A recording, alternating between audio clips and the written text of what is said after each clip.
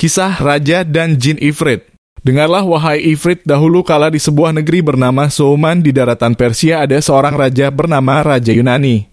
Beliau sangat kaya raya dan terkenal dengan keberaniannya. Sayang dia menderita penyakit kusta yang tidak kunjung sembuh. Puluhan tabib telah dipanggilnya, namun tidak ada satu obat pun yang bisa menghilangkan kusta dari tubuhnya. Suatu hari datanglah di negeri itu seorang tabib bernama Duban. Dia sudah mendalami berbagai ilmu dari Yunani kuno sampai Yunani modern, dari Persia hingga Syria. Dia ahli dalam pengobatan maupun astrologi. Keahliannya membuat kagum tabib-tabib lainnya dan juga para ilmuwan. Ketika tabib Duban mendengar tentang penyakit yang diderita Raja Yunani, dia bermaksud untuk mencoba mengobatinya. Maka dipelajarilah kembali berbagai buku untuk mencari obat yang paling manjur. Esoknya dia menghadap Raja Yunani. Setelah memberikan penghormatan, disampaikanlah maksud kedatangannya, yaitu untuk mengobati penyakit kusta raja. Tuanku, saya dengar bahwa belum ada satu tabib pun yang bisa menyembuhkan penyakit Paduka. Jika Paduka mengizinkan, insya Allah saya bisa menyembuhkannya tanpa obat ataupun salep. Katanya, bagaimana caranya? Demi Allah, jika kamu bisa menyembuhkanku, aku akan memberikan apapun yang kau mau, harta yang banyak untukmu dan anak cucumu. Dan kamu akan kujadikan penasihat dan sahabat terbaikku, kata Raja. Insya Allah saya bisa menyembuhkan Paduka. Besok saya akan mulai pengobatannya, kata tabib Duban. Kemudian ia memohon diri untuk mempersiapkan segala sesuatunya. Tabib Duban kemudian membuat sebuah stik golf yang diberi lubang di pegangannya. Di lubang itulah tabib Duban memasukkan obat racikannya. Kemudian ia juga membuat sebuah bola sebagai pelengkapnya. Keesokan harinya, tabib Duban kembali menghadap raja. Dia mengajak raja ke lapangan istana. Kemudian memberi raja stik golf buatannya dan sebuah bola. Dimintanya raja untuk memukul bola tersebut sambil menunggang kuda. Pukullah bolanya dengan sekuat tenaga. Saat badan Paduka berkeringat, maka panas tubuh Baginda akan membuat obat yang ada di dalam stik golf ini ke seluruh tubuh Paduka. Setelah itu, Paduka boleh kembali ke istana untuk mandi air hangat. Pastikan untuk menggosok tubuh Paduka hingga bersih. Lalu istirahatlah. Insya Allah besok penyakit Baginda akan sembuh, katanya. Raja Yunani lalu melakukan semua saran tabib Duban. Ketika raja terbangun keesokan paginya, dia melihat bahwa kulitnya telah halus. Tidak ada tanda-tanda bahwa dia pernah menderita kusta. Kulitnya putih bersih tanpa noda. Raja sangat bersuka cita. Dia segera memerintahkan utusan untuk menjemput tabib Duban ke istana. Sambil berkali-kali mengucapkan rasa terima kasihnya, raja memberikan berkantung-kantung emas, lusinan pakaian-pakaian mewah, dan hadiah-hadiah lainnya. Sesuai janjinya, raja juga mengangkat tabib Duban menjadi penasihat pribadinya dan mendudukannya di samping singgasananya.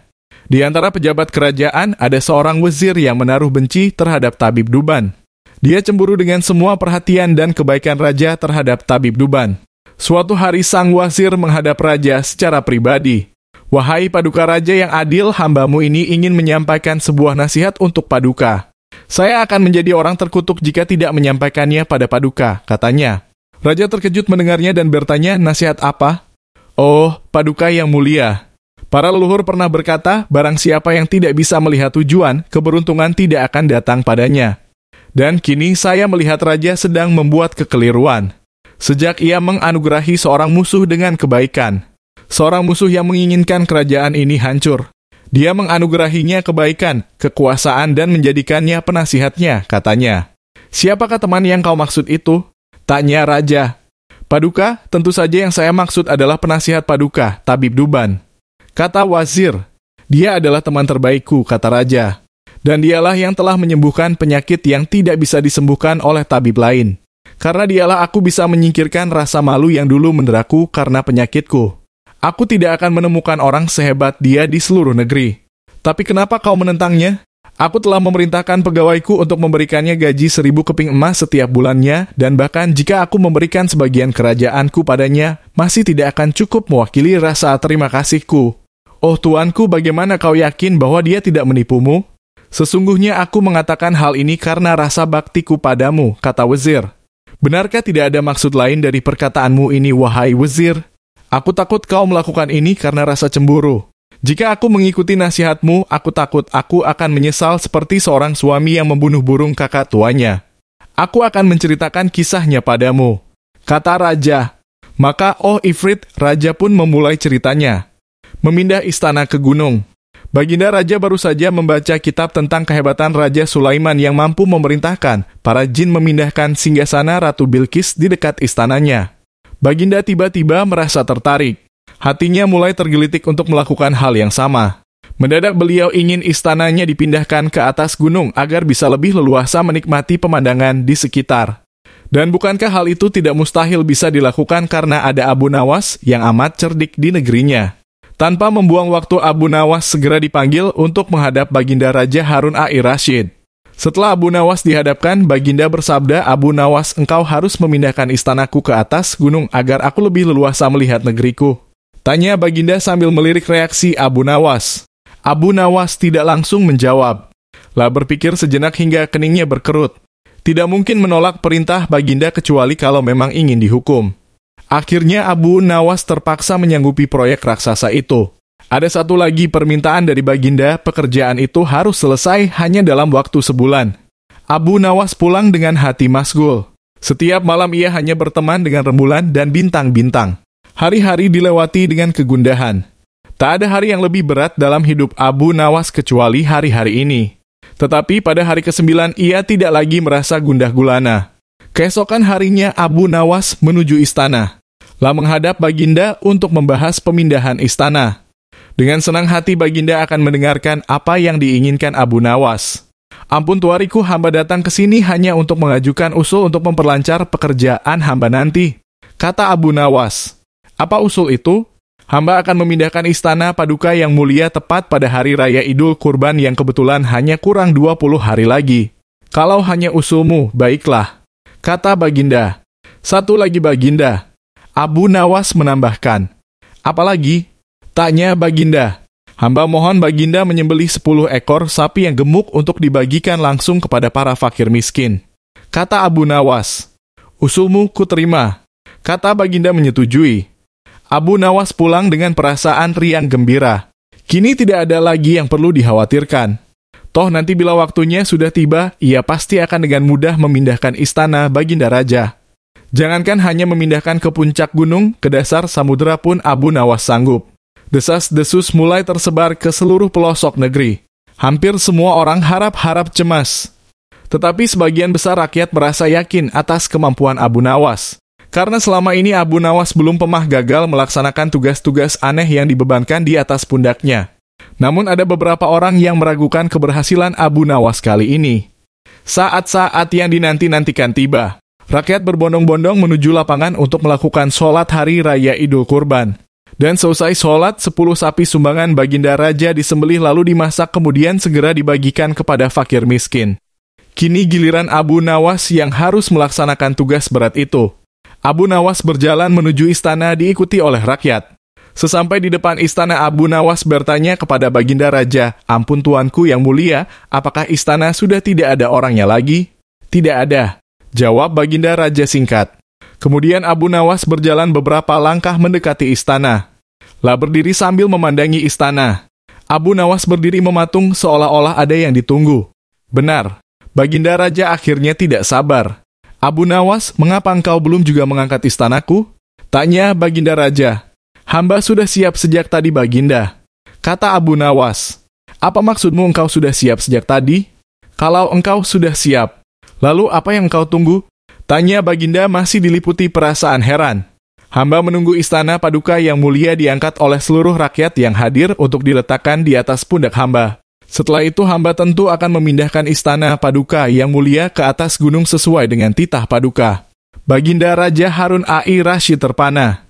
Beliau tidak menyangka Abu Nawas masih bisa keluar dari lubang jarum. Mengecoh monyet sirkus.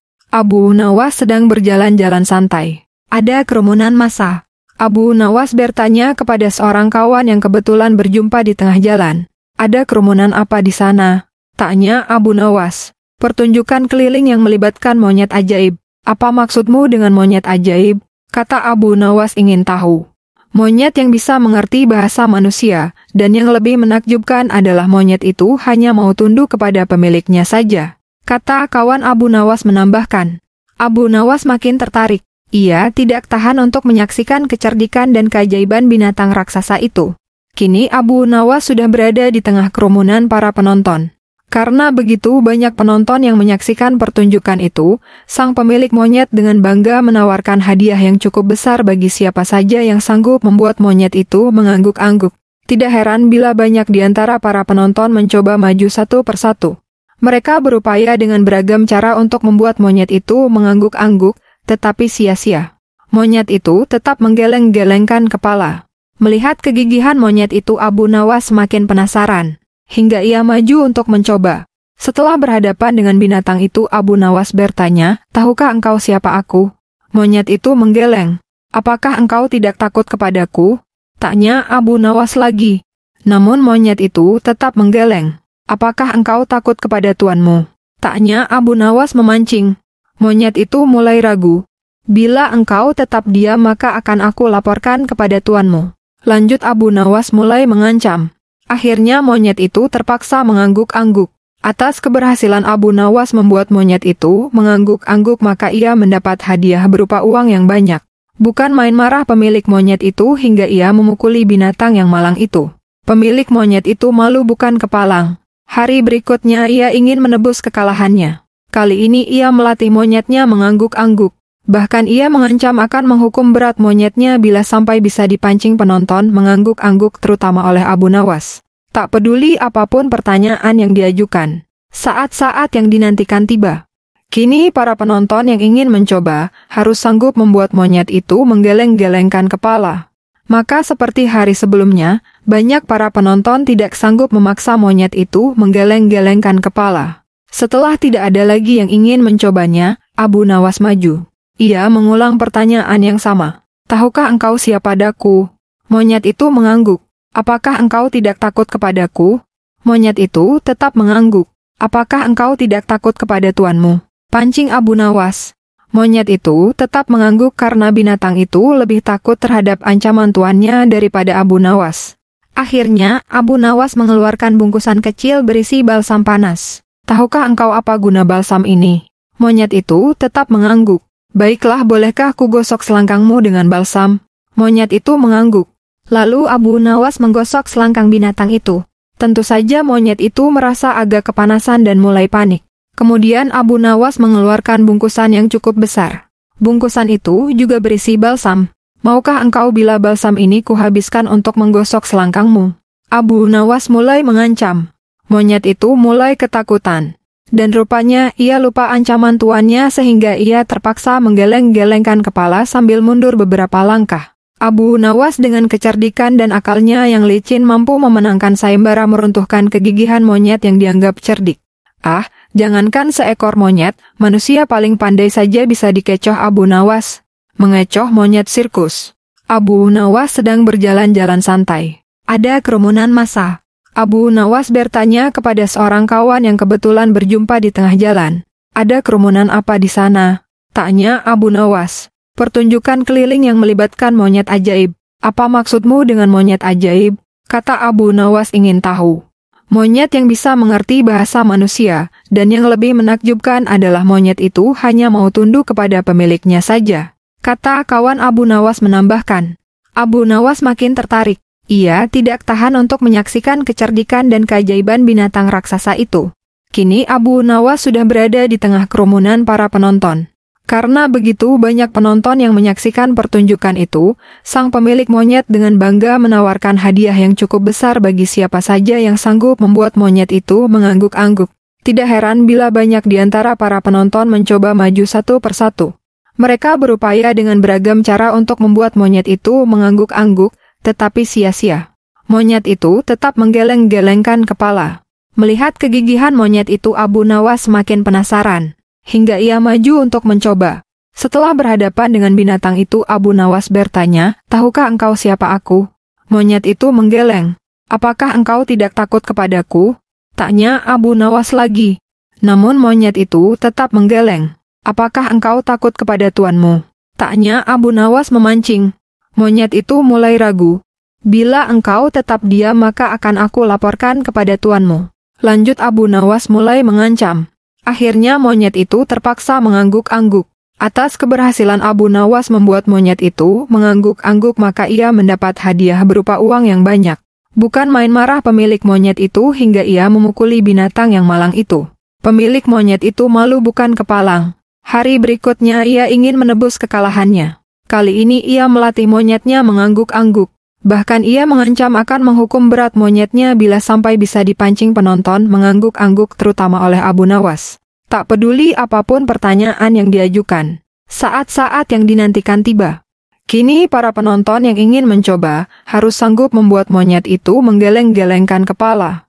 Maka seperti hari sebelumnya, banyak para penonton tidak sanggup memaksa monyet itu menggeleng-gelengkan kepala. Setelah tidak ada lagi yang ingin mencobanya, Abu Nawas maju. Ia mengulang pertanyaan yang sama. Tahukah engkau siapa daku? Monyet itu mengangguk. Apakah engkau tidak takut kepadaku? Monyet itu tetap mengangguk. Apakah engkau tidak takut kepada tuanmu? Pancing Abu Nawas. Monyet itu tetap mengangguk karena binatang itu lebih takut terhadap ancaman tuannya daripada Abu Nawas. Akhirnya, Abu Nawas mengeluarkan bungkusan kecil berisi balsam panas. Tahukah engkau apa guna balsam ini? Monyet itu tetap mengangguk. Baiklah, bolehkah ku gosok selangkangmu dengan balsam? Monyet itu mengangguk. Lalu Abu Nawas menggosok selangkang binatang itu. Tentu saja monyet itu merasa agak kepanasan dan mulai panik. Kemudian Abu Nawas mengeluarkan bungkusan yang cukup besar. Bungkusan itu juga berisi balsam. Maukah engkau bila balsam ini kuhabiskan untuk menggosok selangkangmu? Abu Nawas mulai mengancam. Monyet itu mulai ketakutan. Dan rupanya ia lupa ancaman tuannya sehingga ia terpaksa menggeleng-gelengkan kepala sambil mundur beberapa langkah. Abu Nawas dengan kecerdikan dan akalnya yang licin mampu memenangkan sayembara meruntuhkan kegigihan monyet yang dianggap cerdik. Ah, jangankan seekor monyet, manusia paling pandai saja bisa dikecoh Abu Nawas. Mengecoh monyet sirkus Abu Nawas sedang berjalan-jalan santai. Ada kerumunan massa. Abu Nawas bertanya kepada seorang kawan yang kebetulan berjumpa di tengah jalan. Ada kerumunan apa di sana? Tanya Abu Nawas. Pertunjukan keliling yang melibatkan monyet ajaib. Apa maksudmu dengan monyet ajaib? Kata Abu Nawas ingin tahu. Monyet yang bisa mengerti bahasa manusia, dan yang lebih menakjubkan adalah monyet itu hanya mau tunduk kepada pemiliknya saja. Kata kawan Abu Nawas menambahkan. Abu Nawas makin tertarik. Lah tidak tahan untuk menyaksikan kecerdikan dan keajaiban binatang raksasa itu. Kini Abu Nawas sudah berada di tengah kerumunan para penonton. Karena begitu banyak penonton yang menyaksikan pertunjukan itu, sang pemilik monyet dengan bangga menawarkan hadiah yang cukup besar bagi siapa saja yang sanggup membuat monyet itu mengangguk-angguk. Tidak heran bila banyak di antara para penonton mencoba maju satu persatu. Mereka berupaya dengan beragam cara untuk membuat monyet itu mengangguk-angguk, tetapi sia-sia. Monyet itu tetap menggeleng-gelengkan kepala. Melihat kegigihan monyet itu, Abu Nawas semakin penasaran. Hingga ia maju untuk mencoba. Setelah berhadapan dengan binatang itu, Abu Nawas bertanya, tahukah engkau siapa aku? Monyet itu menggeleng. Apakah engkau tidak takut kepadaku? Tanya Abu Nawas lagi. Namun, monyet itu tetap menggeleng. Apakah engkau takut kepada tuanmu? Tanya Abu Nawas memancing. Monyet itu mulai ragu. Bila engkau tetap diam, maka akan aku laporkan kepada tuanmu. Lanjut Abu Nawas mulai mengancam. Akhirnya monyet itu terpaksa mengangguk-angguk. atas keberhasilan Abu Nawas membuat monyet itu mengangguk-angguk, maka ia mendapat hadiah berupa uang yang banyak. Bukan main marah pemilik monyet itu hingga ia memukuli binatang yang malang itu. Pemilik monyet itu malu bukan kepalang. Hari berikutnya ia ingin menembus kekalahannya. Kali ini ia melatih monyetnya mengangguk-angguk. Bahkan ia mengancam akan menghukum berat monyetnya bila sampai bisa dipancing penonton mengangguk-angguk, terutama oleh Abu Nawas. Tak peduli apapun pertanyaan yang diajukan. Saat-saat yang dinantikan tiba. Kini para penonton yang ingin mencoba harus sanggup membuat monyet itu menggeleng-gelengkan kepala. Maka seperti hari sebelumnya, banyak para penonton tidak sanggup memaksa monyet itu menggeleng-gelengkan kepala. Setelah tidak ada lagi yang ingin mencobanya, Abu Nawas maju. Lah mengulang pertanyaan yang sama. Tahukah engkau siapa daku? Monyet itu mengangguk. Apakah engkau tidak takut kepadaku? Monyet itu tetap mengangguk. Apakah engkau tidak takut kepada tuanmu? Pancing Abu Nawas. Monyet itu tetap mengangguk karena binatang itu lebih takut terhadap ancaman tuannya daripada Abu Nawas. Akhirnya Abu Nawas mengeluarkan bungkusan kecil berisi balsam panas. Tahukah engkau apa guna balsam ini? Monyet itu tetap mengangguk. Baiklah, bolehkah kugosok selangkangmu dengan balsam? Monyet itu mengangguk. Lalu Abu Nawas menggosok selangkang binatang itu. Tentu saja monyet itu merasa agak kepanasan dan mulai panik. Kemudian Abu Nawas mengeluarkan bungkusan yang cukup besar. Bungkusan itu juga berisi balsam. Maukah engkau bila balsam ini kuhabiskan untuk menggosok selangkangmu? Abu Nawas mulai mengancam. Monyet itu mulai ketakutan, dan rupanya ia lupa ancaman tuannya, sehingga ia terpaksa menggeleng-gelengkan kepala sambil mundur beberapa langkah. Abu Nawas dengan kecerdikan dan akalnya yang licin mampu memenangkan sayembara meruntuhkan kegigihan monyet yang dianggap cerdik. Jangankan seekor monyet, manusia paling pandai saja bisa dikecoh Abu Nawas. Menipu gajah. Abu Nawas sedang berjalan-jalan santai. Ada kerumunan massa. Abu Nawas bertanya kepada seorang kawan yang kebetulan berjumpa di tengah jalan. Ada kerumunan apa di sana? Tanya Abu Nawas. Pertunjukan keliling yang melibatkan gajah ajaib. Apa maksudmu dengan gajah ajaib? Kata Abu Nawas ingin tahu. Gajah yang bisa mengerti bahasa manusia, dan yang lebih menakjubkan adalah gajah itu hanya mau tunduk kepada pemiliknya saja. Kata kawan Abu Nawas menambahkan. Abu Nawas makin tertarik. Ia tidak tahan untuk menyaksikan kecerdikan dan keajaiban binatang raksasa itu.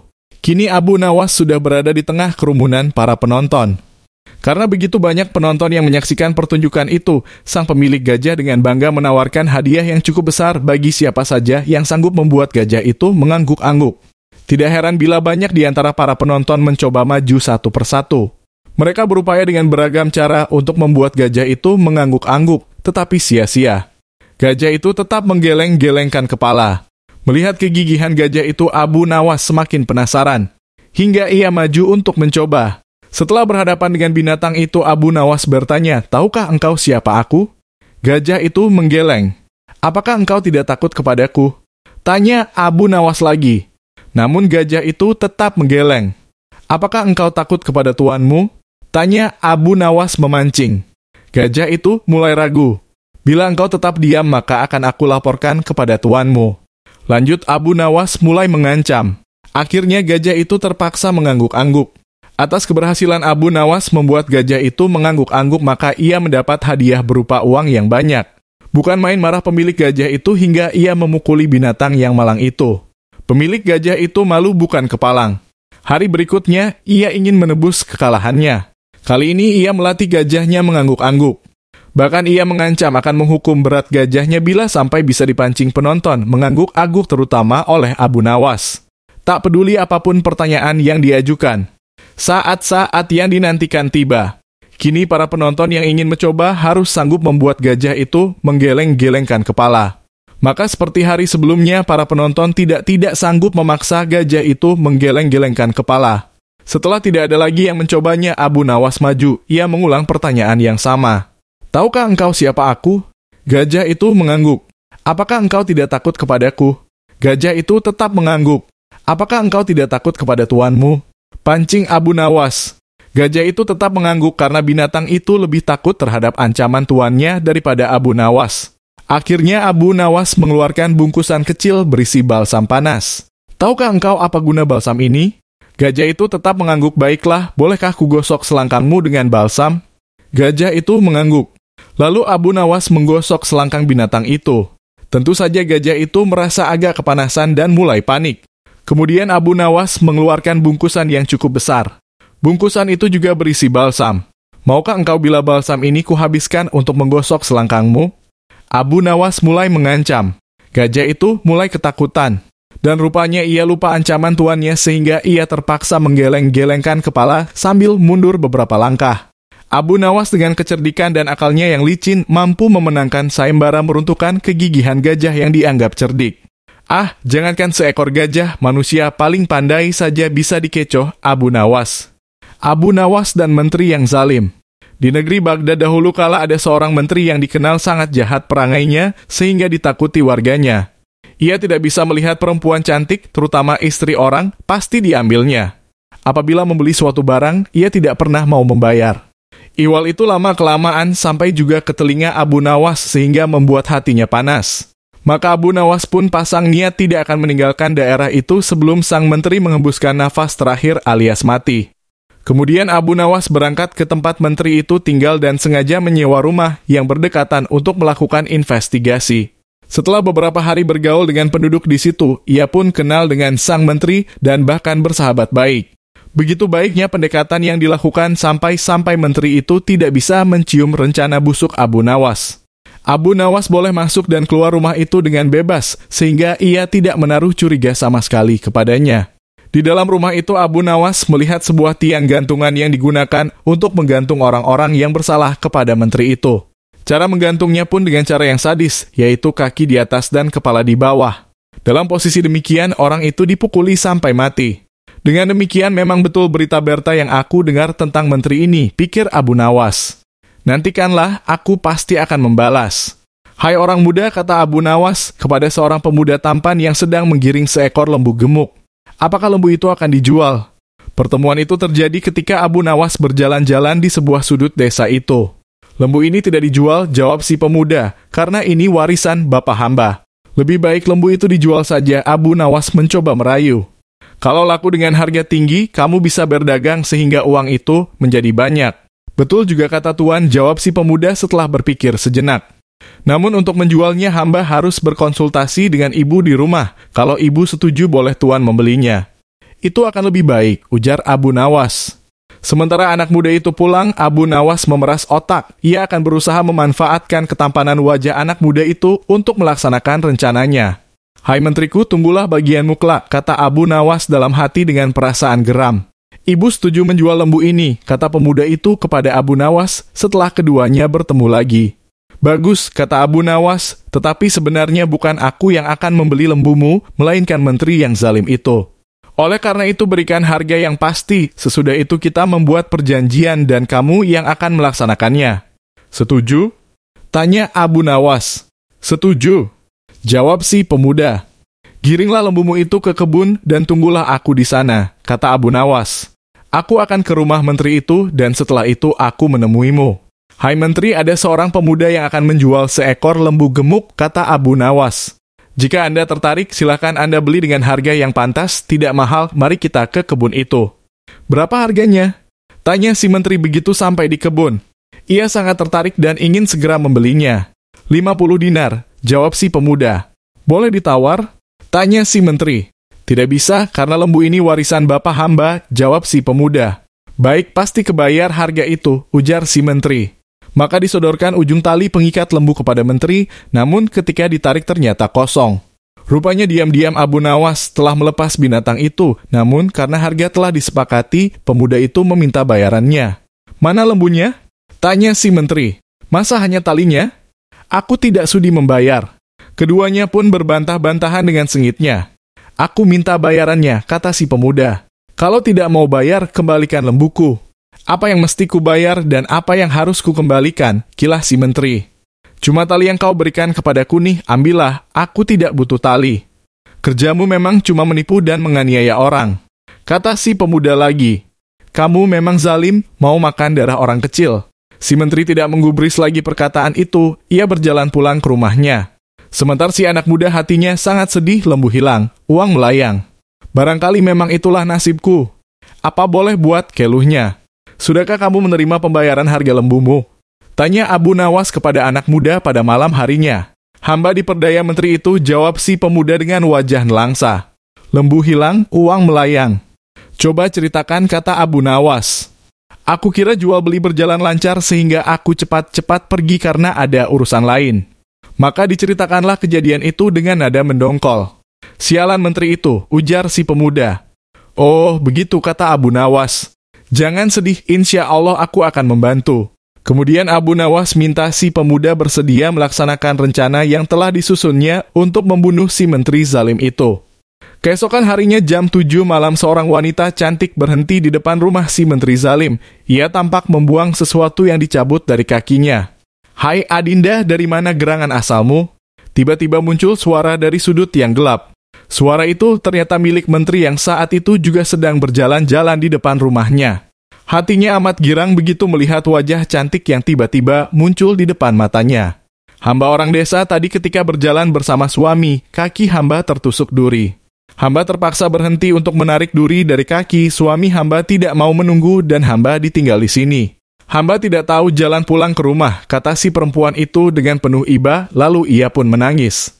Jika Adinda mau, silakan mampir ke rumah hamba sambil menunggu suami Adinda. Barangkali dia sekarang sedang mencari Adinda, kata si menteri. Jangan takut. Hamba takut kepada istri dan pelayan-pelayan tuan, kata perempuan muda itu. Kalau begitu, silakan Adinda duduk di sini. Kanda akan menyuruh istri pergi ke rumah ibunya bersama pelayan-pelayan itu, kata si menteri. Maka sang menteri pun tergopoh-gopoh masuk ke rumahnya. Hai Adinda, katanya sekarang ini sebaiknya Adinda pergi ke rumah ibu karena sudah lama rasanya Adinda tidak ke sana. Jika demikian kehendak Kakanda, baiklah hamba ke sana, jawab istri si menteri. Hai Adinda, kata si menteri kepada perempuan muda itu setelah rumah kosong. Silakan masuk ke rumah hamba karena istri dan semua pelayan telah pergi. Baiklah, katanya sambil mengikuti langkah si menteri. Di dalam rumah dilihatnya tali gantungan seperti yang diceritakan Abu Nawas. Menteri itu mendorong si perempuan muda ke kamar dan mengajak tidur, namun ia mencoba menolak sambil merajuk. Sebelum kita tidur, cobalah Kakanda bergantung sebentar pada tali itu, rayunya. Seumur hidup hamba belum pernah melihat orang bergantung di tali.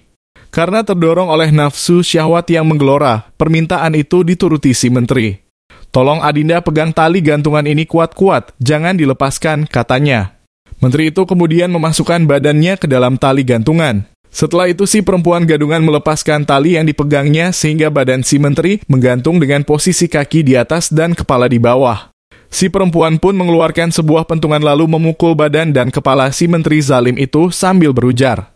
Hai menteri zalim, aku bukan perempuan, akulah pemilik lembu yang kau tipu, sekarang terimalah pembalasanku. Aku minta harga lembuku, ayo bayar-bayar. Babik-buk darah segar mengalir dari mulut, hidung, dan telinga menteri itu sehingga ia tidak sadarkan diri. Mampuslah kau, teriak si pemuda. Mengira bahwa si menteri sudah mati. Masuklah perempuan palsu itu ke dalam rumah dan menjarah barang-barang yang ada. Sesudah itu barulah ia pulang dengan menggondol harta kekayaan si menteri zalim. Di tempat lain, si istri menteri mendapat firasat buruk, hatinya berdebar-debar keras.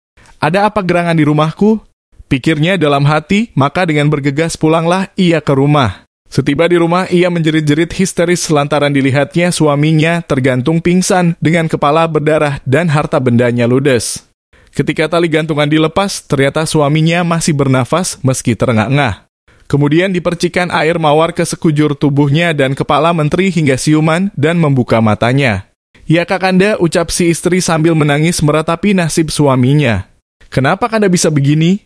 Si menteri tidak bisa segera menjawab pertanyaan itu, tapi lambat laun setelah kesadarannya mulai pulih ia pun bisa menceritakan semua yang dialaminya. Setelah itu ia jatuh sakit. Abu Nawas khawatir demi mendengar kabar itu, buru-buru ditemui si anak muda itu di rumahnya. "Mengapa tidak kamu matikan dia?" tanya Abu Nawas. "Bukankah aku sudah pesan, jangan kamu tinggal sebelum dia mati? Sekarang sebaiknya kamu tambah penyakit menteri itu supaya mati." "Bagaimana caranya?" tanya si pemuda. Ia tidak kalah khawatir dengan Abu Nawas. "Berpura-puralah menjadi dukun, karena saat ini menteri itu sedang mencari dukun," kata Abu Nawas. "Selanjutnya usahakan dengan caramu sendiri agar rumah itu kosong, dan setelah kosong pukulilah menteri itu sampai mati. Sebelum mati, jangan kamu tinggalkan dia."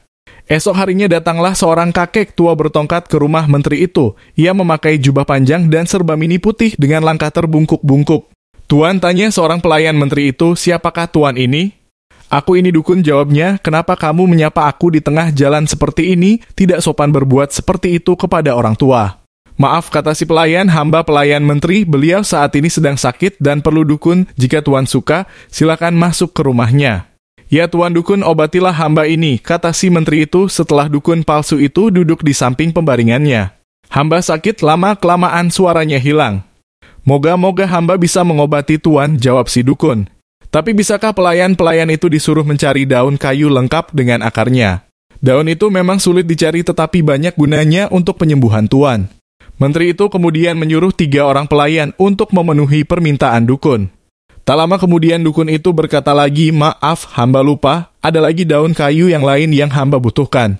Tolong pelayan yang lain disuruh mencari." Maka menteri itu pun menyuruh pelayan lainnya sehingga rumah itu kosong karena anak dan istri menteri itu sebelumnya sudah pergi keluar rumah. Setelah yakin bahwa rumah itu kosong, diambil sebuah pentungan dan dipukulnya sekujur badan menteri itu sampai babak belur dan mengeluarkan darah dari hidung, telinga, dan mulutnya. "Hai menteri, aku bukan dukun tapi pemilik lembu yang kamu tipu. Mana bayaranmu?" katanya. Menteri itu pingsan dan tidak bernafas lagi. Dikiranya si menteri sudah mati. Cepat-cepat dukun itu pergi karena khawatir para pelayan itu segera kembali. "Puas hatiku karena menteri itu sudah mati," pikir si dukun palsu. Kira-kira 1 jam kemudian para pelayan itu kembali dengan tangan hampa diikuti oleh istri menteri. Mereka cemas melihat tuannya tergeletak dan dukun itu tidak ada lagi. Lalu istri menteri itu menyiram badan suaminya dengan air mawar yang diminumkan seteguk ke mulutnya. Tak lama kemudian menteri itu sadar namun belum bisa bicara. "Ya istriku, orang itu bukan dukun, tetapi yang punya lembu itu juga," kata si menteri setelah sadar. "Panggil orang-orang alim dan kabarkan kepada mereka bahwa aku sudah mati. Masukkan badanku ke dalam keranda bersama sekerat batang pisang yang dibungkus kain putih sebagaimana mayat laiknya. Tetapi yang dimasukkan ke liang lahat nanti adalah batang pisang tadi, sedang badanku tetap dalam keranda dan dibawa pulang kembali. Dengan demikian orang yang punya lembu itu tidak akan datang lagi kemari. Kapan-kapan bila aku sembuh akan kucari orang itu untuk membuat perhitungan terakhir." Semua pesan itu dikerjakan oleh istri menteri itu dengan baik. Tetap dasar Abu Nawas, ia berhasil mencium akal busuk itu. Maka ditemuinya si pemilik lembu. "Kenapa tidak kamu pukul sampai mati menteri itu?" bertanya Abu Nawas. "Orang itu sudah mati," kata si pemuda. "Ia tidak bergerak dan tidak bernafas lagi karena darah keluar dari hidung dan telinganya. Saat ini menteri itu masih hidup tapi pura-pura mati," kata Abu Nawas. Lalu diceritakannya rencana menteri tadi dan rencananya sendiri agar menteri itu benar-benar mati. "Sebab jika ia masih hidup juga aku tidak dapat menjamin nasibmu kelak. Hai saudara, maukan Anda aku bayar untuk menaiki kuda yang cepat larinya?" kata Abu Nawas kepada seorang joki yang berbadan tinggi tegap. "Dekatilah kuburan menteri itu. Jika jenazah sudah sampai ke liang kubur, berteriaklah keras-keras, 'Akulah pemilik lembu.' Kemudian paculah kudamu sekencang-kencangnya. Setuju? Nah, ini uangnya, pergilah. Esok harinya iring-iringan jenazah menteri itu berangkat dari rumah lengkap dengan orang besar, orang alim, sanak keluarga, dan sahabat almarhum.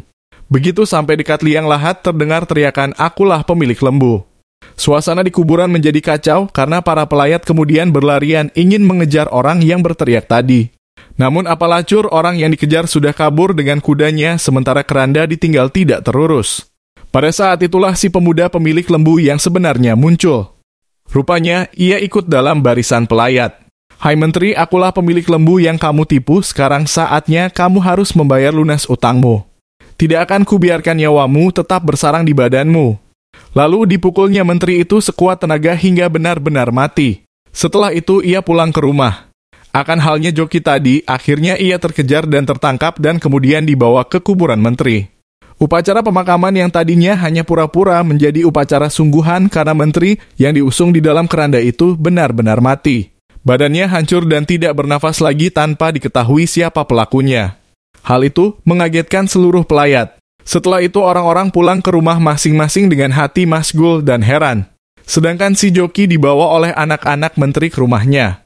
Apa sebab kamu berteriak dan mengaku sebagai orang yang punya lembu? Tanya mereka. Aku tidak tahu sebabnya, aku hanya diupah untuk berteriak seperti itu, jawab si joki. Siapa yang mengupah kamu? Tanya anak-anak menteri. Abu Nawas, jawab si joki. Hai Abu Nawas, kata anak menteri setelah menemukan Abu Nawas, kenapa kamu mengupah untuk berteriak seperti itu dan menganiaya bapakku? Menganiaya bapakmu? Abu Nawas balik bertanya. Bertanyalah yang benar. Engkau suruh orang itu berteriak mengaku sebagai orang yang punya lembu, maka kami kejar dia. Karena yang menyebabkan bapakku sakit tiada lain adalah orang yang punya lembu, bukan dari Allah. Oh, begitu, kata Abu Nawas sambil senyum kecil. Jadi kamu tidak tahu bahwa orang yang punya lembu itu sudah ditakdirkan Allah untuk berbuat demikian karena bapakmu terlalu zalim, penipu, penganiaya, pengisap darah orang kecil, dan sebagainya. Rasanya tidak usah diperpanjang masalah ini yang akan membuatmu malu besar, lebih baik kamu doakan saja agar bapakmu diampuni Allah. Anak menteri itu terdiam sebab ia tahu semua perbuatan bapaknya. Barangkali memang demikian takdir bapakku, pikirnya dalam hati sambil berjalan pulang ke rumah. Warga kota itu termasuk orang yang punya lembu merasa senang dan tenang hatinya, karena tidak ada lagi orang yang akan berbuat zalim. Sedangkan Abu Nawas segera kembali ke rumahnya. Niatku sudah terlaksana, pikirnya. Siapa tahu barangkali Khalifah Harun al-Rashid sedang menanti kedatanganku ke istana beliau, lagi pula aku juga sudah sangat rindu kepada Baginda Sultan. Pekerjaan yang mustahil. Baginda baru saja membaca kitab tentang kehebatan Raja Sulaiman yang mampu memerintahkan para jin memindahkan singgasana Ratu Bilqis di dekat istananya. Baginda tiba-tiba merasa tertarik. Hatinya mulai tergelitik untuk melakukan hal yang sama. Mendadak beliau ingin istananya dipindahkan ke atas gunung agar bisa lebih leluasa menikmati pemandangan di sekitar. Dan bukankah hal itu tidak mustahil bisa dilakukan karena ada Abu Nawas yang amat cerdik di negerinya. Abu Nawas segera dipanggil untuk menghadap Baginda Raja Harun al-Rashid.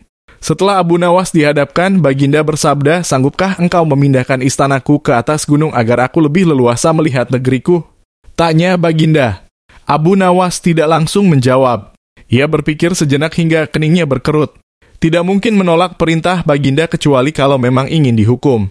Akhirnya Abu Nawas terpaksa menyanggupi proyek raksasa itu. Ada satu lagi permintaan dari Baginda, pekerjaan itu harus selesai hanya dalam waktu sebulan.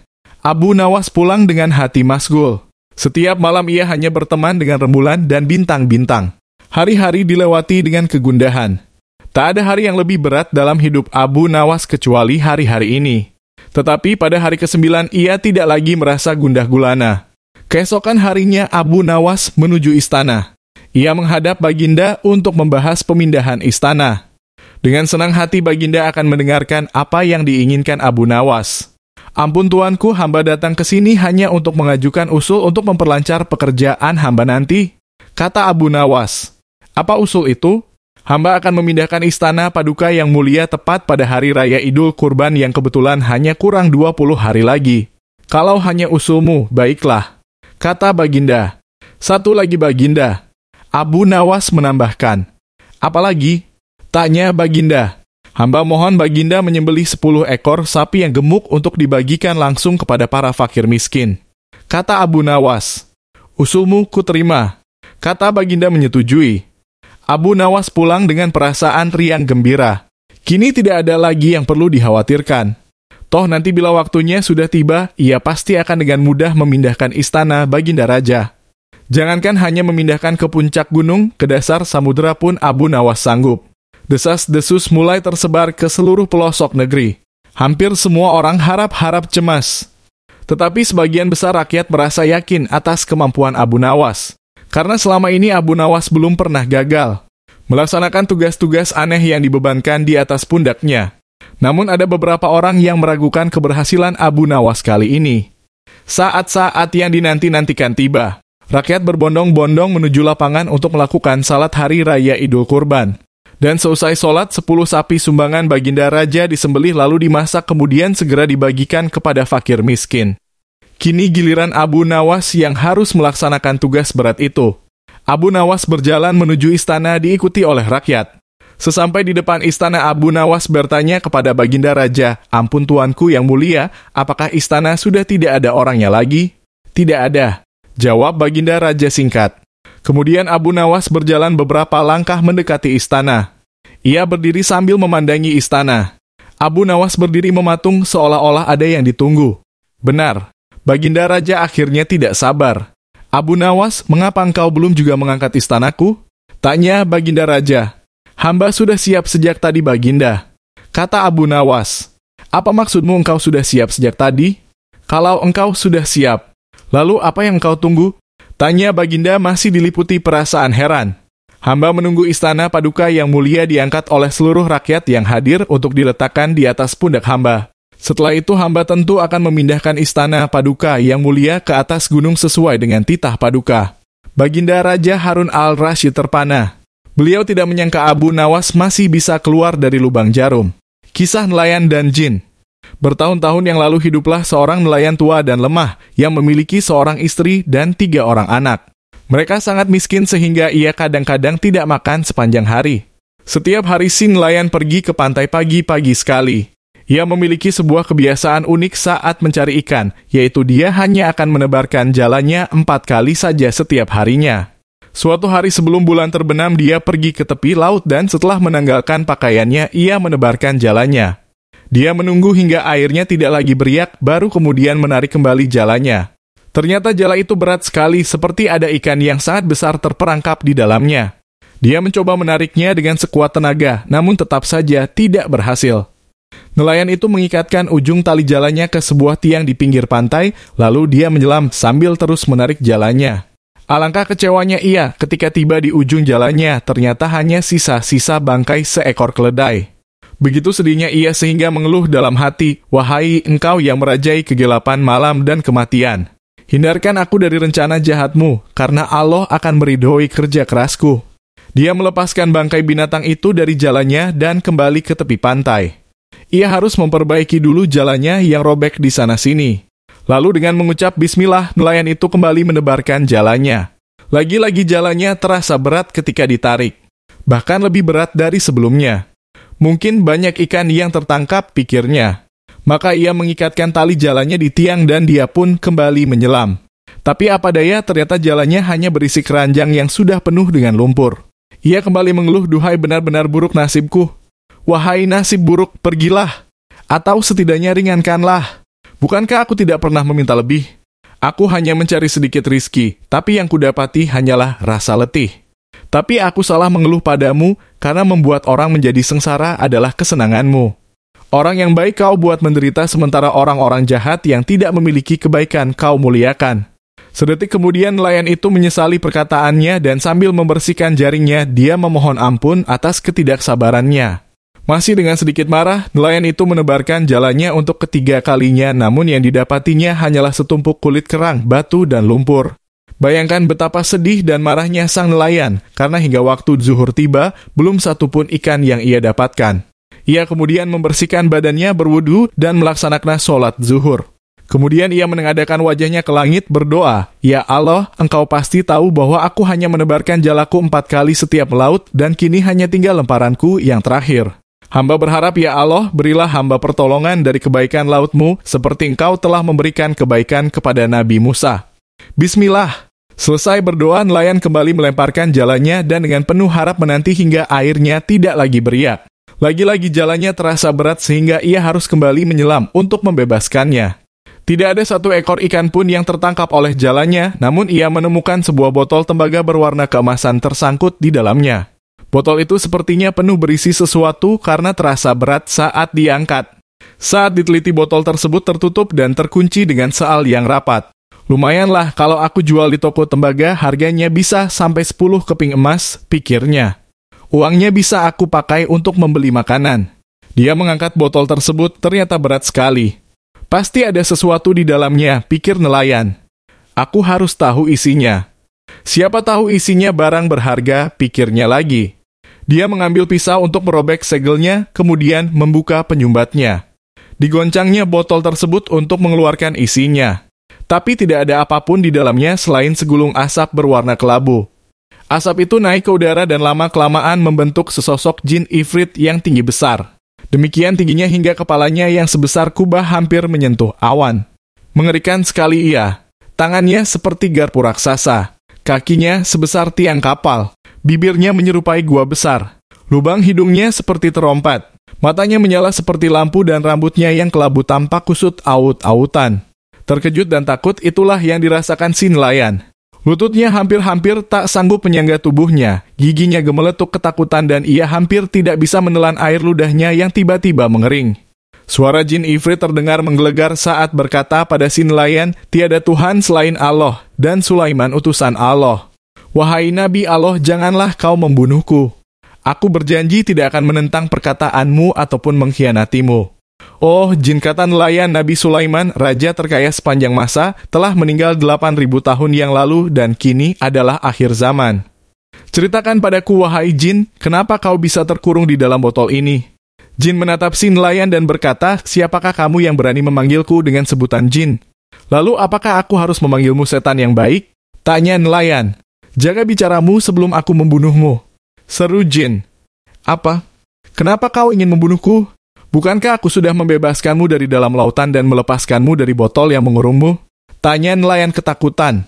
"Tentu saja aku ingat, tapi aku tetap akan membunuhmu. Aku hanya akan memberimu satu kebaikan," kata jin. "Apakah itu?" Tanya nelayan. "Kau boleh memilih dengan cara bagaimana kau ingin mati," kata jin. "Tapi kenapa? Bagaimana bisa kau membalas kebaikanku dengan perbuatan jahat?" kata nelayan. "Aku tidak bisa membalasmu dengan kebaikan," katanya. "Kalau kau ingin tahu sebabnya, dengarlah kisahku. Aku adalah jin yang menentang ajaran Sulaiman anak Daud. Lalu Sulaiman mengirim Asaf bin Barkhia sang wazir agung untuk menangkapku dan menghadapkanku kepada Sulaiman. Dia menyuruhku untuk beriman kepada Allah dan mengakui kenabiannya, tapi aku menolak. Maka ia menjebloskanku ke dalam botol ini. Dan supaya aku tidak bisa meloloskan diri, ia menyegelnya dengan nama Allah, lalu menyuruh beberapa orang jin untuk melemparkanku ke tengah lautan. Begitulah aku terkurung di dalam botol ini selama 1000 tahun. Saat itu aku bersumpah dalam hati, jika ada seseorang yang bisa membebaskanku dari botol ini, maka aku akan membuatnya kaya seumur hidupnya. Namun 1000 tahun berlalu dan tak ada seorang pun yang datang membebaskanku. Kemudian aku bersumpah akan menunjukkan semua harta karun yang ada di bumi kepada siapapun yang bisa membebaskanku, tapi 4000 tahun berlalu dan tak ada yang datang. Lalu aku bersumpah akan menjadikan siapapun penolongku, seorang raja yang berkuasa selamanya dan akan mengabulkan setiap harinya 3 permintaan, dan lihatlah, tak ada seorang pun yang datang. Hingga akhirnya aku marah dan bersumpah akan membunuh siapapun yang membebaskanku. Dan hanya akan mengabulkan satu permintaannya, yaitu caranya ia mati. Dan kini kau datang membebaskanku, maka nelayan sekarang pilihlah cara mati seperti apa yang kau inginkan, kata jin. Mendengar cerita ifrit tersebut, si nelayan berkata, "Wahai jin, dengan nama Allah, maafkanlah aku yang telah membebaskanmu di waktu yang salah dan tolong jangan bunuh aku." "Tidak bisa. Aku pasti akan membunuhmu, itulah sumpahku." "Sekarang cepat pilih dengan cara apa aku membunuhmu," bentak jin. "Oh, betapa sialnya aku yang telah menolong makhluk yang tidak tahu berterima kasih. Maafkan aku, maka Allah akan memaafkanmu. Tapi jika kau berbuat jahat padaku, maka Allah pasti akan membalasnya dengan azabnya." Ratap nelayan. "Hei nelayan, kematianmu adalah hal yang pasti, karena itu adalah sumpahku. Dan aku tidak pernah melanggar sumpah yang kuucapkan," kata jin. Nelayan itu menyadari bahwa keputusan Jin Ifrit sudah tidak bisa diubah lagi. Ia sedih teringat anak-anaknya dan nasib mereka jika ia mati. Namun di saat itu tiba-tiba muncul sebuah ide. Wahai jin, kematianku sudah di depan mata dan aku menerimanya sebagai takdirku. Tapi sebelum aku memilih caraku mati atas nama Allah yang namanya tercetak di atas segel yang mengunci botol ini, maukah kau menjawab dengan jujur satu pertanyaanku? Tanya nelayan. Mendengar nama Allah, tubuh jin itu gemetar ketakutan. Baiklah, aku bersumpah atas nama Allah akan menjawab dengan jujur pertanyaanmu. Benarkah kau pernah terkurung di dalam botol ini? Tanya nelayan. Ya, betul. Jawab jin. Sebenarnya aku tidak percaya dengan ceritamu. Botol ini bahkan tidak bisa memuat kakimu yang besar, bagaimana mungkin ia bisa memuat seluruh tubuhmu, kata nelayan. Kamu tidak percaya ceritaku? Tanya jin dengan marah. Aku tidak percaya sampai aku melihatnya sendiri, tantang nelayan. Baiklah, akan kubuktikan padamu, seru jin. Sedikit demi sedikit tubuh jin Ifrit berubah menjadi asap dan masuk kembali ke dalam botol.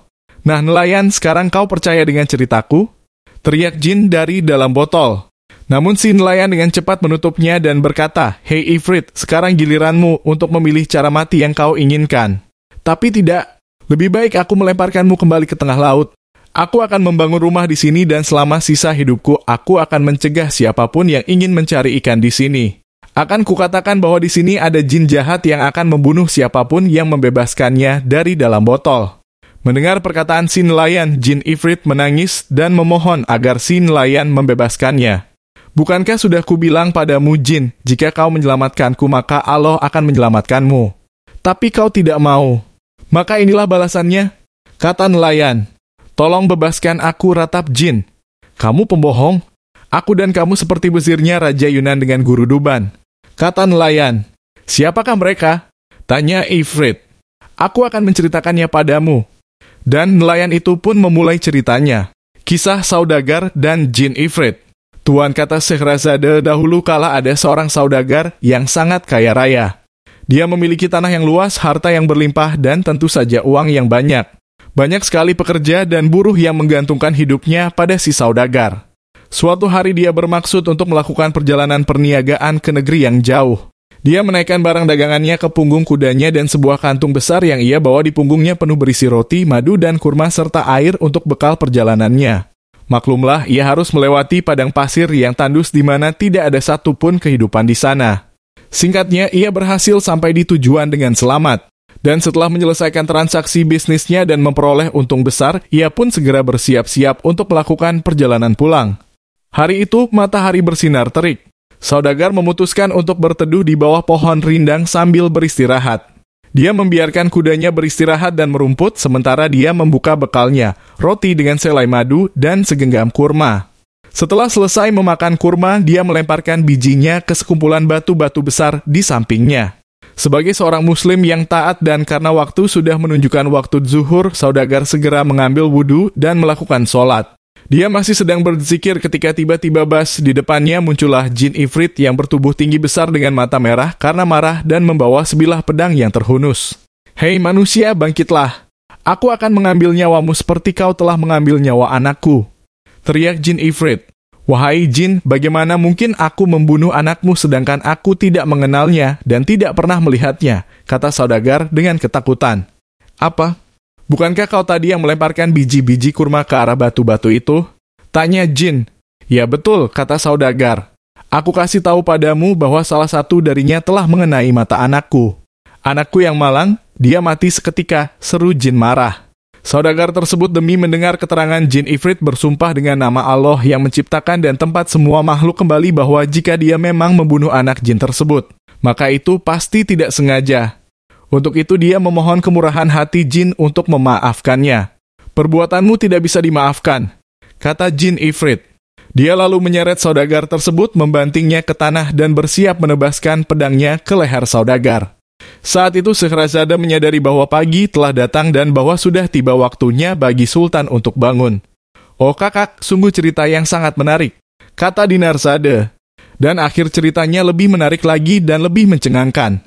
Aku akan menceritakan sisanya nanti malam jika saja Sultan mengizinkanku hidup 1 hari lagi, kata Syahrazada. Sultan Syahriar yang turut mendengarkan cerita Syahrazada dengan seksama juga merasa penasaran dengan akhir kisah tersebut, maka ia memberikan izin dan menunda kematian Syahrazada. Sultan pun bangkit dari tempat tidurnya melaksanakan sholat subuh lalu bersiap-siap menuju majelisnya. Wazir Agung yang semalaman tidak bisa tidur karena memikirkan nasib putrinya menunggu kedatangan Sultan dengan badan gemetar. Betapa leganya sang wazir ketika Sultan tiba dan tak sedikit pun menyinggung hal mengenai putrinya. Sultan menghabiskan hari itu seperti biasa menjalankan roda pemerintahan. Dan ketika malam tiba, ia kembali ke kamar untuk beristirahat bersama Syahrazada. Seperti malam sebelumnya, Dinarzada membangunkan kakaknya 1 jam sebelum pagi tiba dan memintanya untuk melanjutkan kisahnya. Sultan yang juga sudah tidak sabar menunggu akhir kisahnya, menyuruhnya segera bercerita. Maka Syahrazada pun meneruskan kisahnya.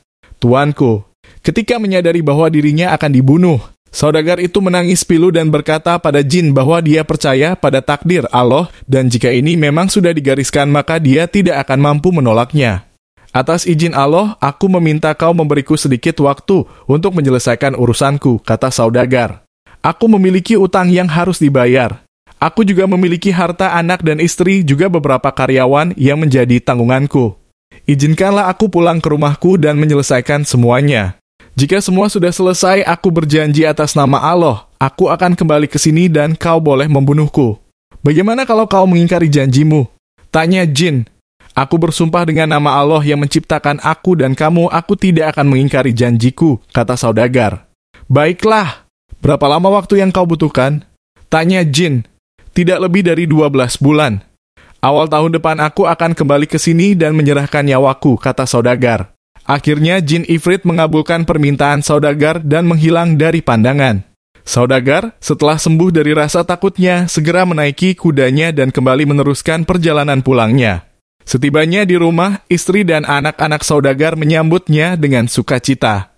Tapi bukannya membalas pelukan hangat mereka, saudagar malah menangis pilu. Istrinya dengan khawatir menanyakan apa yang telah membuatnya begitu sedih. Bagaimana aku tidak sedih? Aku hanya akan hidup setahun lagi, katanya. Dia lalu menceritakan kejadian yang menimpanya di perjalanan. Mendengar hal itu, keluarganya sangat bersedih, namun saudagar itu meyakinkan keluarganya bahwa itu adalah kehendak Allah yang tidak bisa dihindari. Esoknya, saudagar segera membereskan semua utangnya.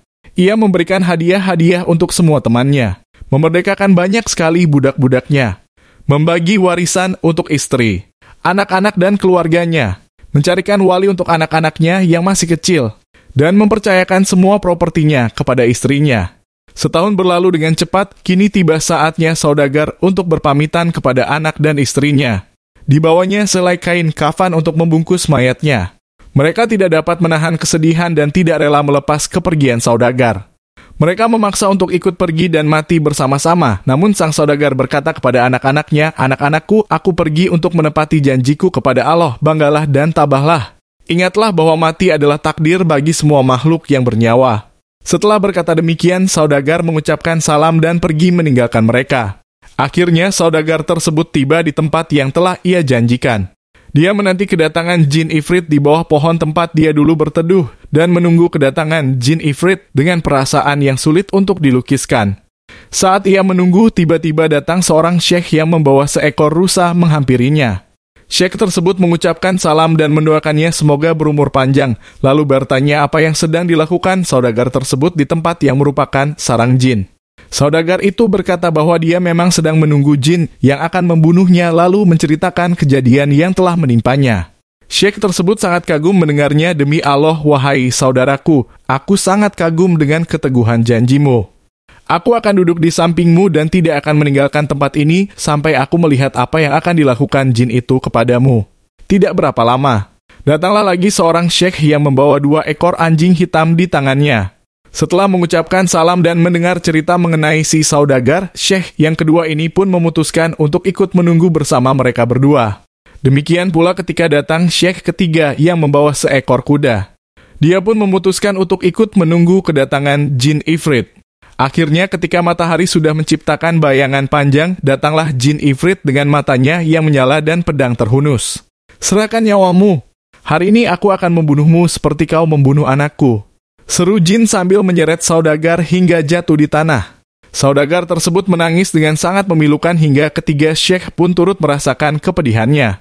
Syekh yang pertama menjatuhkan badannya di hadapan Ifrit dan berkata, "Wahai raja dari semua jin, dengan segala kerendahan hati, kumohon bersabarlah sebentar dan dengarkanlah kisahku dengan rusa yang kubawa ini. Jika kau merasa ceritaku lebih menarik dari kisah saudagar yang hendak kau ambil nyawanya, maka ringankanlah sepertiga dari hukumannya." Setelah berdiam diri sejenak, akhirnya jin itu menjawab, "Baiklah." Maka syekh yang pertama itu menceritakan kisahnya. Bapaknya Abu Nawas adalah penghulu kerajaan Baghdad bernama Maulana. Pada suatu hari bapaknya Abu Nawas yang sudah tua itu sakit parah dan akhirnya meninggal dunia. Abu Nawas dipanggil ke istana. Ia diperintah sultan untuk mengubur jenazah bapaknya itu sebagaimana adat Syekh Maulana. Apa yang dilakukan Abu Nawas hampir tiada bedanya dengan Kadi Maulana, baik mengenai tata cara memandikan jenazah hingga mengkafani, menyelati, dan mendoakannya.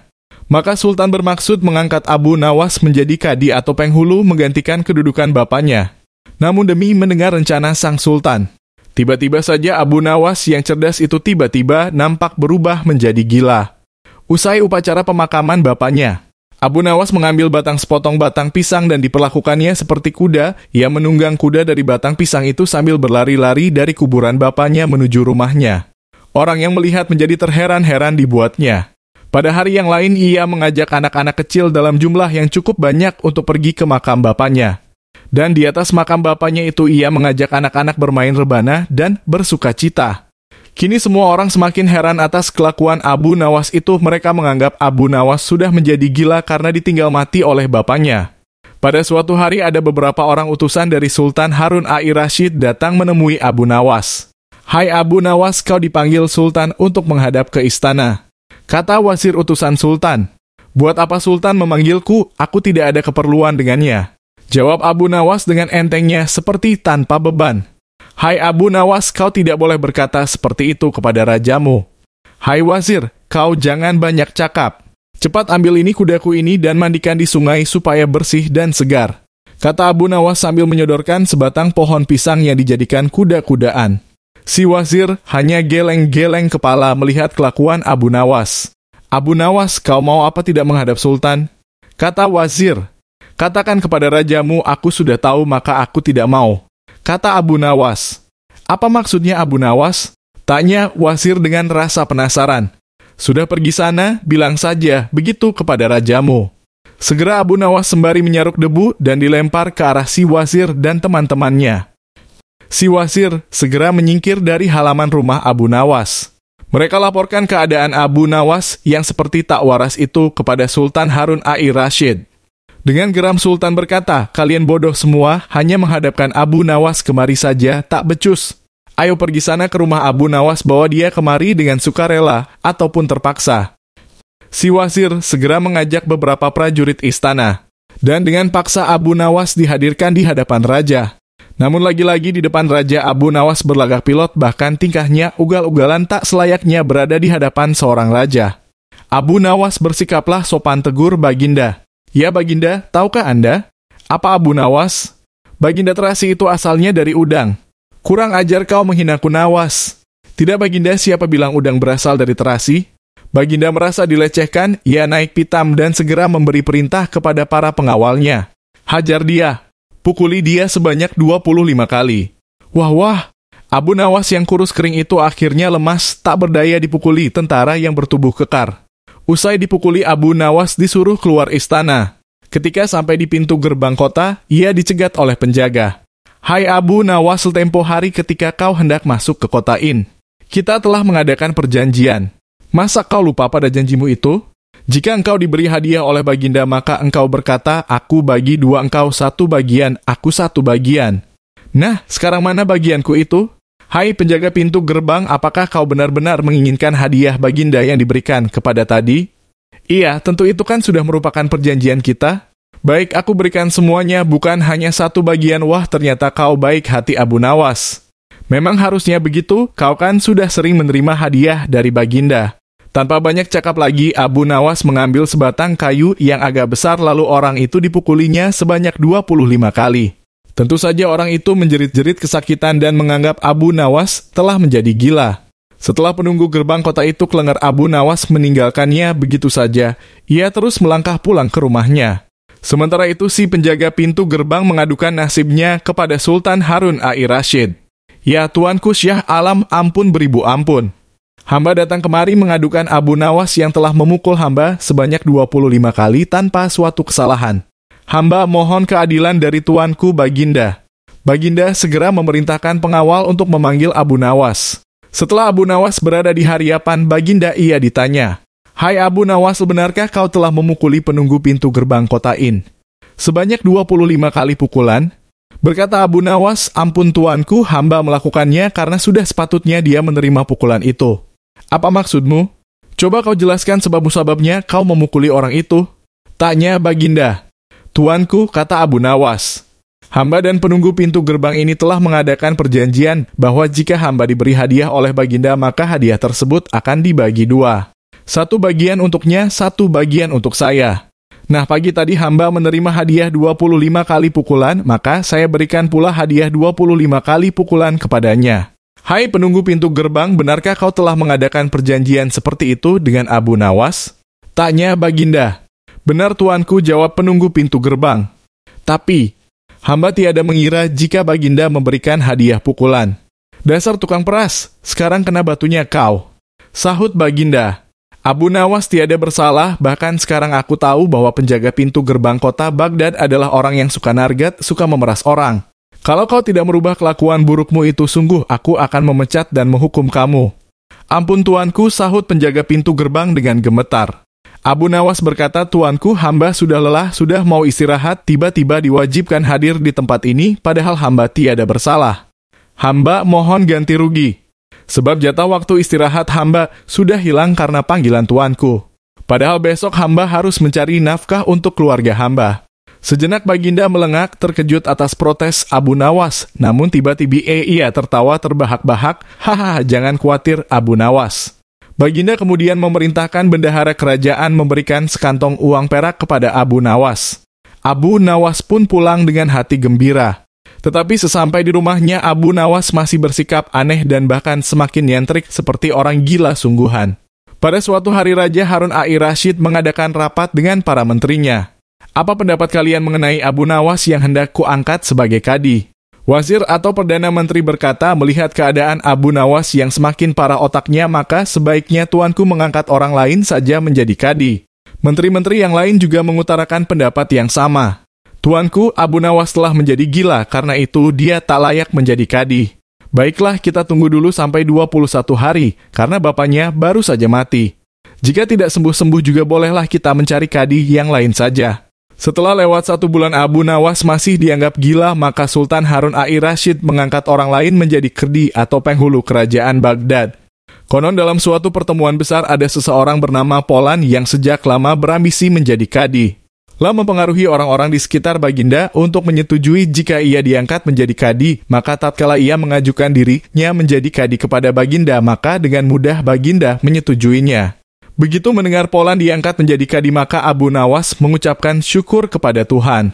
"Alhamdulillah, aku terlepas dari balak yang mengerikan. Tapi, sayang sekali kenapa harus Polan yang menjadi kadi, kenapa tidak yang lain saja? Mengapa Abu Nawas bersikap seperti orang gila?" Ceritanya begini, pada suatu hari ketika ayahnya sakit parah dan hendak meninggal dunia, ia panggil Abu Nawas untuk menghadap. Abu Nawas pun datang mendapati bapaknya yang sudah lemah lunglai. Berkata bapaknya, "Hai anakku, aku sudah hampir mati. Sekarang ciumlah telinga kanan dan telinga kiriku." Abu Nawas segera menuruti permintaan terakhir bapaknya. Lah cium telinga kanan bapaknya, ternyata berbau harum, sedangkan yang sebelah kiri berbau sangat busuk. "Bagaimana anakku? Sudah kau cium?" "Benar Bapak. Ceritakankan dengan sejujurnya, baunya kedua telingaku ini." "Aduh Pak, sungguh mengherankan, telinga Bapak yang sebelah kanan berbau harum sekali. Tapi yang sebelah kiri kok baunya amat busuk." "Hai anakku Abu Nawas, tahukah apa sebabnya bisa terjadi begini?" "Wahai bapakku, cobalah ceritakan kepada anakmu ini," berkata Syekh Maulana. "Pada suatu hari datang 2 orang mengadukan masalahnya kepadaku. Yang seorang aku dengarkan keluhannya, tapi yang seorang lagi karena aku tak suka maka tak kudengar pengaduannya. Inilah resiko menjadi kadi. Jika kelak kau suka menjadi kadi, maka kau akan mengalami hal yang sama. Namun jika kau tidak suka menjadi kadi maka buatlah alasan yang masuk akal agar kau tidak dipilih sebagai kadi oleh Sultan Harun Ar-Rasyid. Tapi tak bisa tidak Sultan Harun Ar-Rasyid pastilah tetap memilihmu sebagai kadi. Nah, itulah sebabnya Abu Nawas pura-pura menjadi gila. Hanya untuk menghindarkan diri agar tidak diangkat menjadi kadi, seorang kadi atau penghulu pada masa itu kedudukannya seperti hakim yang memutus suatu perkara. Walaupun Abu Nawas tidak menjadi kadi, namun dia sering diajak konsultasi oleh sang raja untuk memutus suatu perkara. Bahkan ia kerap kali dipaksa datang ke istana hanya sekedar untuk menjawab pertanyaan baginda raja yang aneh-aneh dan tidak masuk akal. Kisah si pencemburu dan syekh yang dicemburuinya. Ketahuilah wahai Tuan Jin bahwa dahulu ada seorang pria yang sangat dicemburui oleh tetangganya karena kesuksesannya. Tapi semakin ia cemburu, Allah semakin baik pada tetangganya. Ia semakin sukses. Tapi ketika tetangganya itu mengetahui kecemburuan tetangganya dan keinginannya untuk menghancurkan dirinya, ia memutuskan untuk pindah dan membangun sebuah tempat ibadah di pinggir sebuah sumur di kawasan yang terpencil. Di sana ia menghabiskan waktunya hanya untuk beribadah kepada Allah. Banyak sekali fakir yang berkumpul di tempat ibadahnya dan ia sangat dihormati. Mereka percaya akan kesuciannya dan mereka memberi gelar syekh kepadanya. Ketenarannya akhirnya sampai di telinga si pencemburu. Ia buru-buru menaiki kudanya dan berangkat untuk mengunjunginya. Di sana ia disambut dengan sangat ramah. Aku kemari dengan membawa berita yang akan memberimu kebaikan di akhirat kelak dan aku akan memperoleh pahala karena menyampaikannya padamu, kata pencemburu. Subhanallah, semoga Allah membalas kebaikanmu, kata syekh. Suruhlah para fakir itu masuk ke kamarnya. Karena berita ini sangat rahasia dan tidak boleh ada yang mendengarnya selain kita, kata pencemburu. Setelah para fakir masuk ke dalam kamar mereka, si pencemburu berkata, mari kita membicarakannya sambil berjalan-jalan. Lalu mereka pun berjalan hingga tiba di sumur yang terpencil dan tiba-tiba si pencemburu mendorong syekh hingga jatuh ke dalam sumur. Menyangka tetangganya telah mati, dengan puas si pencemburu pulang ke rumahnya. Ternyata sumur itu dihuni oleh beberapa jin. Mereka menangkap tubuh syekh dan mendudukannya di atas sebuah batu besar. Tahukah kau siapa dia? Tanya salah satu jin kepada temannya. Kami tidak tahu, sahut temannya. Dia adalah seorang pria yang karena ada seseorang yang mencemburui kesuksesannya, memutuskan untuk pergi dan menetap di tempat ini. Dialah yang selalu menghibur kita dengan bacaan zikirnya dan lantunan ayat-ayat Al-Quran. Ketika si pencemburu mengetahui keberadaannya, ia datang kemari dan melemparkannya ke dalam sumur ini. Ketahuilah bahwa hari ini ketenarannya telah sampai di telinga Sultan dan ia akan mengunjunginya besok pagi untuk urusan yang menyangkut kesehatan putrinya. Kata jin yang pertama, memang kenapakah putri Sultan itu? Tanya temannya. Ia gila karena Maimun anaknya Dedemit jatuh cinta padanya. Sebenarnya obatnya sangat gampang, kata jin pertama. Apa itu? Tanya yang lain. Di dalam rumah ibadah itu ada seekor kucing hitam dengan sedikit bulu putih di ujung ekornya. Kalau 7 helai bulunya dicabut dan dipakai untuk mengasapi putri raja itu, maka setan itu akan lari dan putri akan sembuh, kata jin pertama. Esoknya para fakir melihat syekh melayang keluar dari dalam sumur. Mereka semakin yakin akan kesucian syekh mereka. Sesampainya di tempat ibadahnya, syekh segera mencari kucing hitamnya dan mencabut 7 helai bulu putih di ujung ekornya. Menyimpannya dalam sehelai kain. Tak berapa lama rombongan sultan datang. Syekh menyambut dan mempersilahkan mereka masuk. Oh Tuan Sultan, apakah kedatanganmu kemari untuk menanyakan kesanggupanku menyembuhkan putri Anda?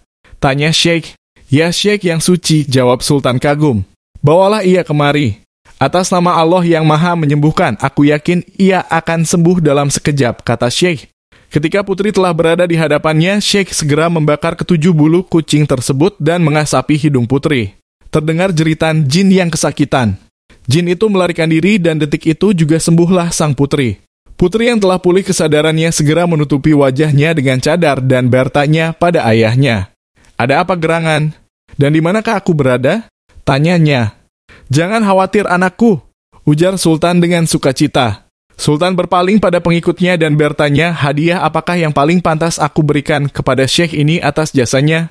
Nikahkanlah ia dengan putri, jawab para tetua istana. Maka Sultan menikahkan mereka berdua. Ketika akhirnya Sultan mangkat, syekh diangkat untuk menggantikannya. Suatu hari saat syekh melakukan kunjungan dengan para prajuritnya, dilihatnya si pencemburu datang menghampirinya. Syekh dengan sopan memintanya untuk ikut duduk di keretanya. Ia membawanya ke istana dan menjamunya dengan hormat. Lalu ia memberikan baju-baju bagus dan berkantung-kantung uang emas kepada si pencemburu, kemudian mengantarkannya pulang dengan selamat.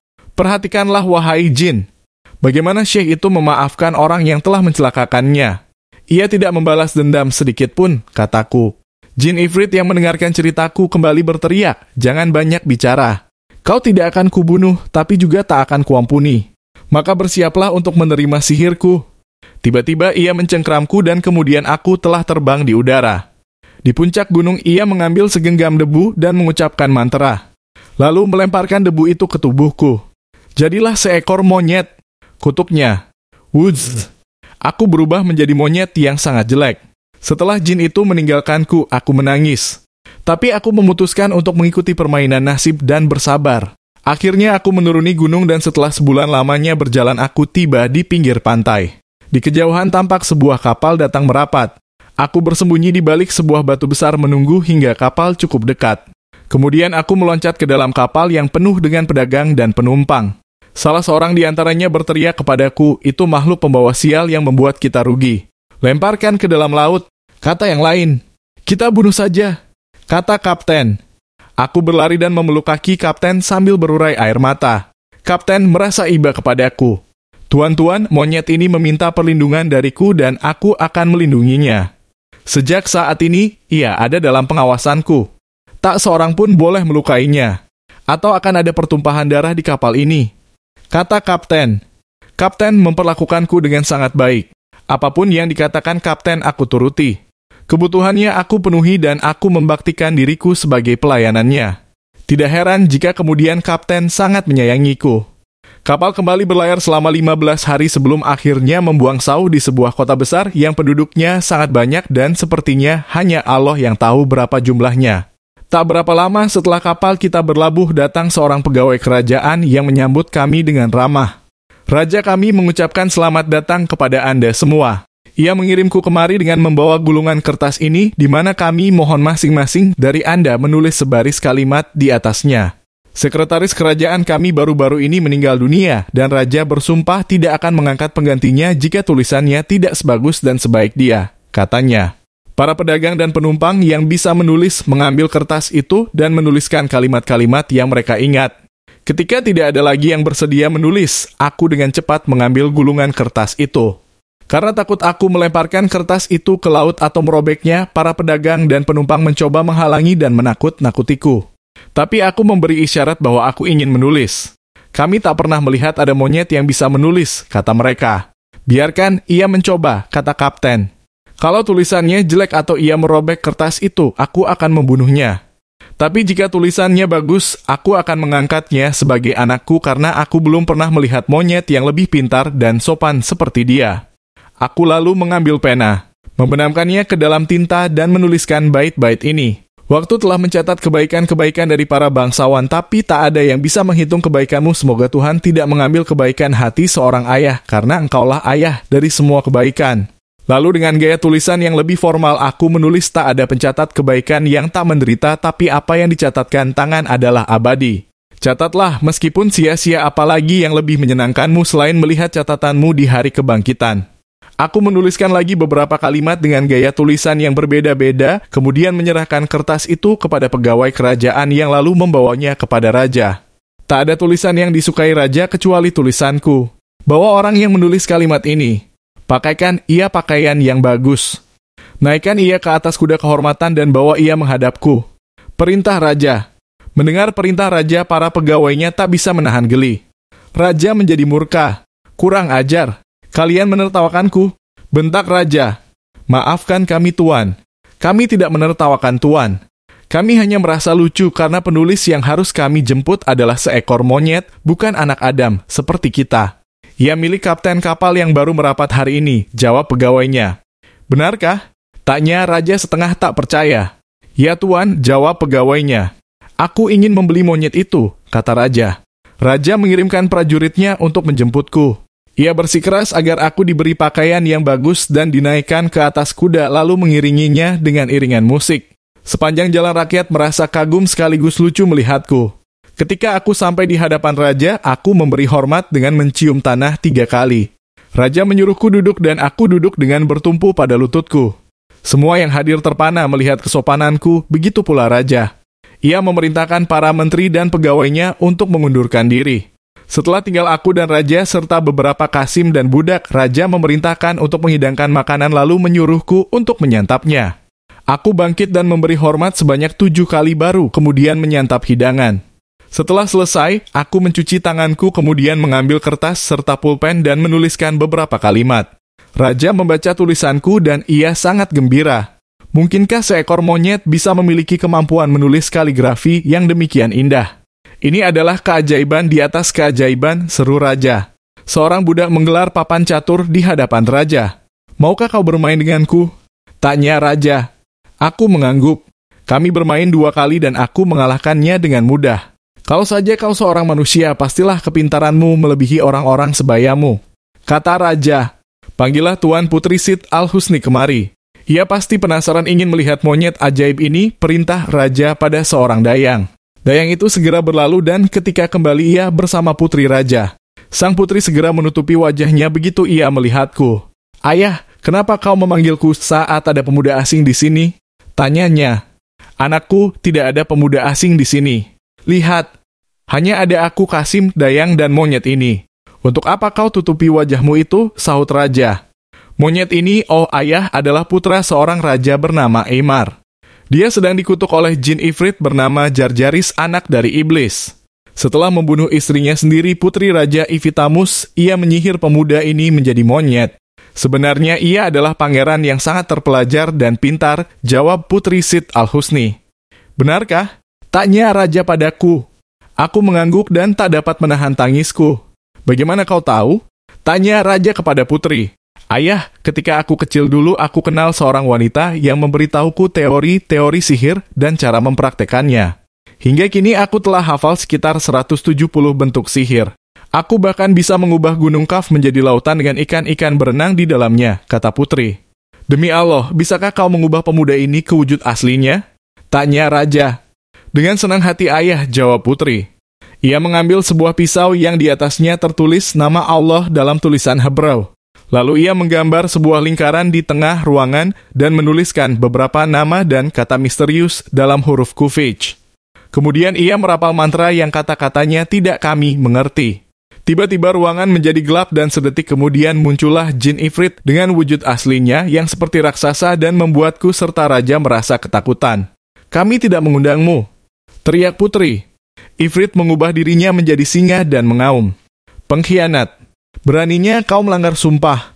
Bukankah kita sudah berjanji untuk tidak saling mengganggu satu sama lain? Aum Ifrit. Makhluk terkutuk. Aku tidak pernah mengucapkan sumpah apapun denganmu. Seru putri. Kalau begitu terima kematianmu. Kata Ifrit sambil melompat ke arah putri siap mencakarnya. Tapi gerakan putri begitu cepat sehingga terkaman singa itu luput. Putri mencabut selai rambutnya dan setelah memantrainya berubah menjadi sebilah pedang yang tajam. Ia menyabetkan pedangnya ke tubuh singa hingga terbelah 2. Kepala singa itu berubah menjadi kalajengking raksasa dan putri berubah menjadi ular yang sangat besar. Mereka saling bergulung, mencekik dan memiting hingga hampir 1 jam lamanya. Ifrit mengubah dirinya menjadi elang sementara putri berubah menjadi burung hering yang segera mengejar elang. Kemudian Ifrit berubah menjadi kucing hitam dan putri berubah menjadi serigala. Pertarungan semakin seru. Ifrit yang kini berbentuk kucing terdesak dan saat ada kesempatan ia mengubah dirinya menjadi cacing dan masuk ke dalam buah delima besar yang ada di samping air mancur di tengah ruangan. Malang bagi Ifrit karena buah delima itu sudah sangat masak dan segera saja ia jatuh dari dahannya dan menimpa lantai marble hingga pecah. Bijinya berhamburan memenuhi lantai. Putri yang masih berbentuk serigala menggoyangkan kepalanya seketika ia berubah menjadi ayam betina berwarna putih. Dengan lahap dipatukinya semua biji delima tersebut. Tapi sebutir buah delima terlempar ke sudut kolam air mancur, aman tersembunyi. Putri berkokok dan mengepakkan sayapnya seakan bertanya, apa ada lagi biji yang tersisa? Tapi kami tidak mengerti apa yang diucapkannya. Putri berteriak-teriak histeris dan berlari ke sana kemari hingga dilihatnya butir delima terakhir di pinggir kolam. Tapi saat Putri hendak mematuknya, biji delima itu jatuh ke kolam dan berubah menjadi ikan. Putri segera mengubah dirinya menjadi ikan besar dan melompat ke dalam kolam. Tiba-tiba kami mendengar jeritan yang mengerikan dari dasar kolam membuat kami ketakutan. Lalu Ifrit meloncat dari kolam. Dari mulut, hidung, dan matanya keluar api yang menyala-nyala. Lalu muncullah putri dari dalam kolam. Ia juga mengeluarkan api yang menyala. Mereka saling menggempur selama hampir 1 jam. Api saling menyambar dan menyebabkan ruang penuh dengan asap. Aku dan Raja melompat ke dalam kolam untuk menghindarkan diri dari sambaran api. Tiada kekuatan yang lebih hebat dan lebih kuat selain kekuatan Allah. Karenanya kami hidup dan kepadanya kami kembali. Demi Allah, seandainya saja hamba tidak memaksa putriku untuk menolong monyet ini hingga harus melawan jin terkutuk itu. Ya Allah, kami hanya bermaksud menolong dan yang kami dapatkan adalah kecemasan, ujar Raja. Ifrit berteriak kencang dari tengah kobaran api, tiba-tiba ia menyemburkan api ke arah kami. Putri menghalanginya. Api dan api bertemu membuat suatu letupan dan percikan. Percikan itu salah satunya menghantam mata kiriku membuatnya buta.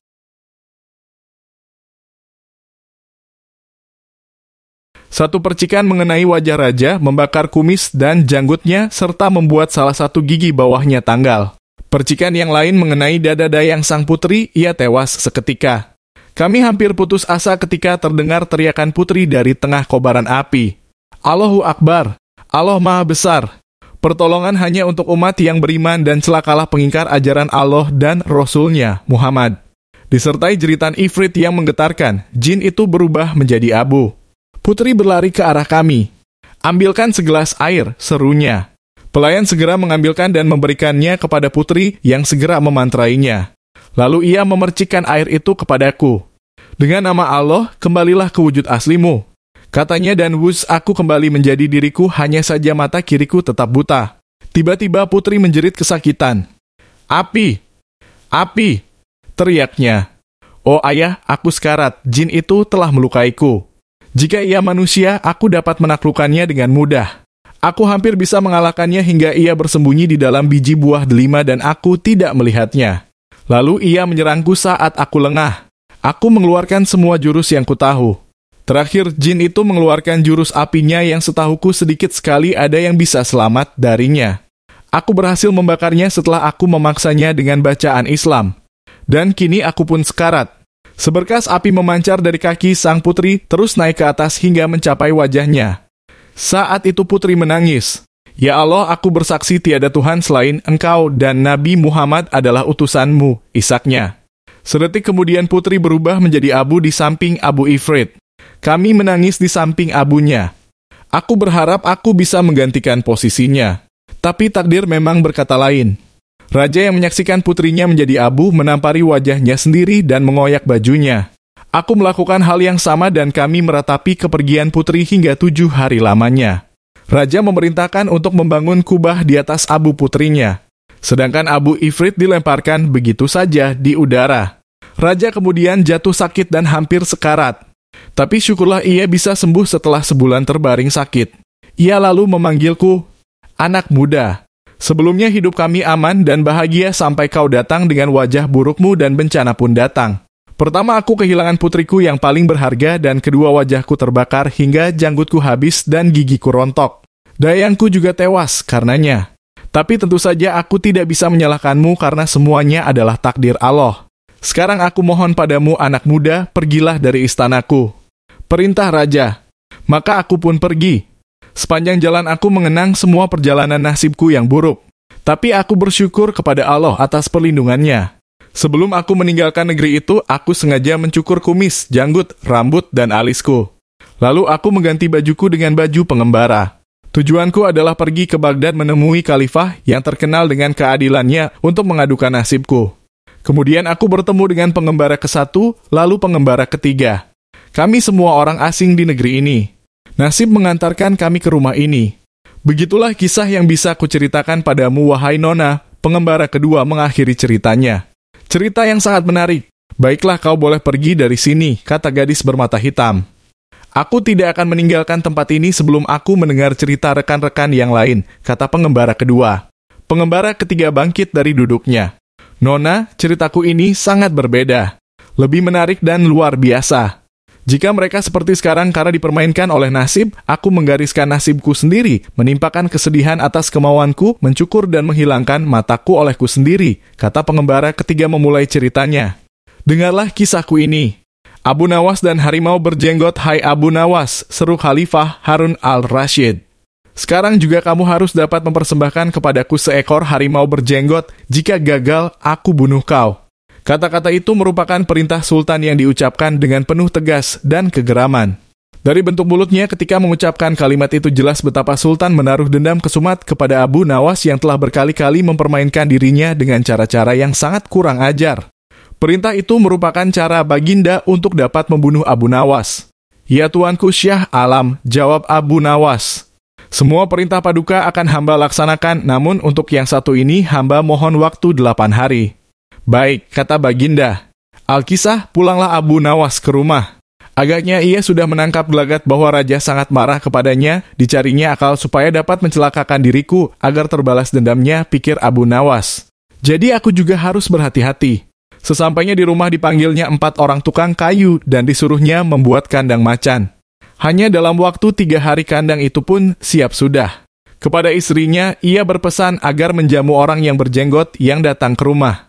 Apabila Adinda dengar Kakanda mengetuk pintu kelak, suruh dia masuk ke dalam kandang itu, kata Abu Nawas sambil menunjuk kandang tersebut. Ia kemudian bergegas pergi ke musola dengan membawa sajadah. "Baik," kata istrinya. "Hai Abu Nawas, tumben lu salat di sini?" Bertanya imam dan penghulu musola itu. "Sebenarnya saya mau menceritakan hal ini kepada orang lain, tapi kalau tidak kepada tuan penghulu, kepada siapa lagi saya mengadu?" jawab Abu Nawas. "Tadi malam saya ribut dengan istri saya, itu sebabnya saya tidak mau pulang ke rumah. Pucuk dicinta, ulam tiba," pikir penghulu itu. "Kubiarkan Abu Nawas tidur di sini dan aku pergi ke rumah Abu Nawas menemui istrinya. Sudah lama aku menaruh hati kepada perempuan cantik itu." "Hai Abu Nawas," kata si penghulu, "bolehkah aku menyelesaikan perselisihan dengan istrimu itu?" "Silahkan," jawab Abu Nawas. "Hamba sangat berterima kasih atas kebaikan hati tuan." Maka pergilah penghulu ke rumah Abu Nawas dengan hati berbunga-bunga dan dengan wajah berseri-seri diketuknya pintu rumah Abu Nawas. Begitu pintu terbuka ia langsung mengamit istri Abu Nawas dan diajak duduk bersanding. "Hai Adinda," katanya. "Apa gunanya punya suami jahat dan melarat, lagi pula Abu Nawas hidupnya tak karuan. Lebih baik kamu jadi istriku, kamu dapat hidup senang dan tidak kekurangan suatu apa." "Baiklah kalau keinginan tuan demikian," jawab istri Abu Nawas. Tak berapa lama kemudian terdengar pintu diketuk orang. Ketukan itu membuat penghulu belingsatan. "Kemana aku harus bersembunyi?" ia bertanya kepada nyonya rumah. "Tuan penghulu," jawab istri Abu Nawas, "silahkan bersembunyi di dalam kandang itu." Ia lalu menunjuk kandang yang terletak di dalam kamar Abu Nawas. Tanpa pikir panjang lagi penghulu itu masuk ke dalam kandang itu dan menutupnya dari dalam. Sedangkan istri Abu Nawas segera membuka pintu. Sambil menengok ke kiri kanan, Abu Nawas masuk ke dalam rumah. "Hai Adinda, apa yang ada di dalam kandang itu?" tanya Abu Nawas. "Tidak ada apa-apa," jawab istrinya. "Apa putih-putih itu?" tanya Abu Nawas, lalu dilihatnya penghulu itu gemetar karena malu dan ketakutan. Setelah 8 hari Abu Nawas memanggil 8 kuli untuk memikul kandang itu ke istana. Di Baghdad orang gempar ingin melihat harimau berjenggot. Seumur hidup jangankan melihat, mendengar harimau berjenggot pun belum pernah. Kini Abu Nawas malah dapat seekor. Mereka terheran-heran akan kehebatan Abu Nawas. Tetapi begitu dilihat penghulu di dalam kandang, mereka tidak bisa bilang apa-apa selain mengiringi kandang itu sampai ke istana hingga menjadi arak-arakan yang panjang. Si penghulu malu bukan main, arang di muka kemana hendak disembunyikan. Tidak lama kemudian sampailah iring-iringan itu ke dalam istana. "Hai Abu Nawas, apa kabar?" tanya Baginda Sultan, "apa kamu sudah berhasil mendapatkan harimau berjenggot?" "Dengan berkat dan doa tuanku, alhamdulillah hamba berhasil," jawab Abu Nawas. Maka dibawalah kandang itu ke hadapan Baginda. Ketika Baginda hendak melihat harimau tersebut, si penghulu memalingkan mukanya ke arah lain dengan muka merah padam karena malu. Akan tetapi kemanapun ia menoleh, ke situ pula Baginda memelototkan matanya. Tiba-tiba Baginda menggeleng-gelengkan kepala dengan takjub, sebab menurut penglihatan beliau yang ada di dalam kandang itu adalah penghulu musola. Abu Nawas buru-buru menimpali, "Ya tuanku, itulah harimau berjenggot." Tapi Baginda tidak cepat tanggap, beliau termenung sesaat kenapa penghulu dikatakan harimau berjenggot. Tiba-tiba Baginda bergoyang ke kiri dan ke kanan seperti orang berdoa. "HM, oh penghulu ya tuanku Syah Alam," kata Abu Nawas, "perlukah hamba memberitahukan kenapa hamba dapat menangkap harimau berjenggot ini di rumah hamba sendiri?" "Ya," ujar Baginda sambil menoleh ke kandang itu dengan mata berapi-api. "Ya aku maklum sudah. Bukan main murka Baginda kepada penghulu itu, sebab ia yang semestinya menegakkan hukum, ia pula yang melanggarnya, ia telah berkhianat. Baginda segera memerintahkan punggawa mengeluarkan penghulu dari kandang dan diarak keliling pasar setelah sebelumnya dicukur segi 4 agar diketahui oleh seluruh rakyat betapa aibnya orang yang berkhianat. Pada suatu sore ketika Abu Nawas ke warung teh, kawan-kawannya sudah berada di situ. Mereka memang sengaja sedang menunggu Abu Nawas. Nah, ini Abu Nawas datang. Kata salah seorang dari mereka, "Ada apa?" Kata Abu Nawas sambil memesan secangkir teh hangat. "Kami tahu engkau selalu bisa melepaskan diri dari perangkap-perangkap yang dirancang Baginda Raja Harun al-Rashid. Tetapi kami yakin kali ini engkau pasti dihukum Baginda Raja bila engkau berani melakukannya." Kawan-kawan Abu Nawas membuka percakapan. "Apa yang harus kutakutkan? Tidak ada sesuatu apapun yang perlu ditakuti kecuali kepada Tuhan," kata Abu Nawas menentang. "Selama ini belum pernah ada seorang pun di negeri ini yang berani memantati Baginda Raja Harun al-Rashid." "Bukankah begitu, hai Abu Nawas?" tanya kawan Abu Nawas. "Tentu saja tidak ada yang berani melakukan hal itu karena itu adalah pelecehan yang amat berat, hukumannya pasti dipancung," kata Abu Nawas memberitahu. "Itulah yang ingin kami ketahui darimu. Beranikah engkau melakukannya?" "Sudah kukatakan bahwa aku hanya takut kepada Tuhan saja. Sekarang apa taruhannya bila aku bersedia melakukannya?" Abu Nawas ganti bertanya, 100 keping uang emas. "Di samping itu, Baginda harus tertawa tatkala engkau pantati," kata mereka. Abu Nawas pulang setelah menyanggupi tawaran yang amat berbahaya itu. Kawan-kawan Abu Nawas tidak yakin Abu Nawas sanggup membuat Baginda Raja tertawa apalagi ketika dipantati. Kayaknya kali ini Abu Nawas harus berhadapan dengan algojo pemenggal kepala. Minggu depan Baginda Raja Harun al-Rashid akan mengadakan jamuan kenegaraan. Para menteri, pegawai istana, dan orang-orang dekat Baginda diundang, termasuk Abu Nawas. Abu Nawas merasa hari-hari berlalu dengan cepat karena ia harus menciptakan jalan keluar yang paling aman bagi keselamatan lehernya dari pedang algojo. Tetapi bagi kawan-kawan Abu Nawas hari-hari terasa amat panjang, karena mereka tak sabar menunggu pertaruhan yang amat mendebarkan itu. Persiapan-persiapan di halaman istana sudah dimulai. Baginda Raja menginginkan perjamuan nanti meriah karena Baginda juga mengundang raja-raja dari negeri sahabat. Ketika hari yang dijanjikan tiba, semua tamu sudah datang kecuali Abu Nawas. Kawan-kawan Abu Nawas yang menyaksikan dari jauh merasa kecewa karena Abu Nawas tidak hadir. Namun ternyata mereka keliru. Abu Nawas bukannya tidak datang tetapi terlambat sehingga Abu Nawas duduk di tempat yang paling belakang. Ceramah-ceramah yang mengesankan mulai disampaikan oleh para ahli pidato. Dan tibalah giliran Baginda Raja Harun al-Rashid menyampaikan pidatonya. Seusai menyampaikan pidato, Baginda melihat Abu Nawas duduk sendirian di tempat yang tidak ada karpetnya. Karena merasa heran, Baginda bertanya, "Mengapa engkau tidak duduk di atas karpet?" "Paduka yang mulia, hamba haturkan terima kasih atas perhatian Baginda. Hamba sudah merasa cukup bahagia duduk di sini," kata Abu Nawas. "Wahai Abu Nawas, majulah dan duduklah di atas karpet, nanti pakaianmu kotor karena duduk di atas tanah." Baginda Raja menyarankan, "Ampun tuanku yang mulia, sebenarnya hamba ini sudah duduk di atas karpet." Baginda bingung mendengar pengakuan Abu Nawas, karena Baginda melihat sendiri Abu Nawas duduk di atas lantai. "Karpet yang mana yang engkau maksudkan, wahai Abu Nawas?" tanya Baginda masih bingung. "Karpet hamba sendiri tuanku yang mulia. Sekarang hamba selalu membawa karpet kemanapun hamba pergi," kata Abu Nawas seolah-olah menyimpan misteri. "Tetapi sejak tadi aku belum melihat karpet yang engkau bawa," kata Baginda Raja bertambah bingung. "Baiklah Baginda yang mulia, kalau memang ingin tahu maka dengan senang hati hamba akan menunjukkan kepada Paduka yang mulia," kata Abu Nawas sambil beringsut-ringsut ke depan. Setelah cukup dekat dengan Baginda, Abu Nawas berdiri kemudian menunjukkan potongan karpet yang ditempelkan di bagian pantatnya. Abu Nawas kini seolah-olah memantati Baginda Raja Harun al-Rashid. Melihat ada sepotong karpet menempel di pantat Abu Nawas, Baginda Raja tak bisa membendung tawa sehingga beliau terpingkal-pingkal diikuti oleh para undangan. Menyaksikan kejadian yang menggelikan itu, kawan-kawan Abu Nawas merasa kagum. Pada suatu masa hidup seorang laki-laki yang punya sifat kikir. Ia mempunyai sebuah rumah yang cukup besar. Di dalam rumah itu dia tinggal bersama seorang istri dan 3 orang anaknya yang masih kecil-kecil.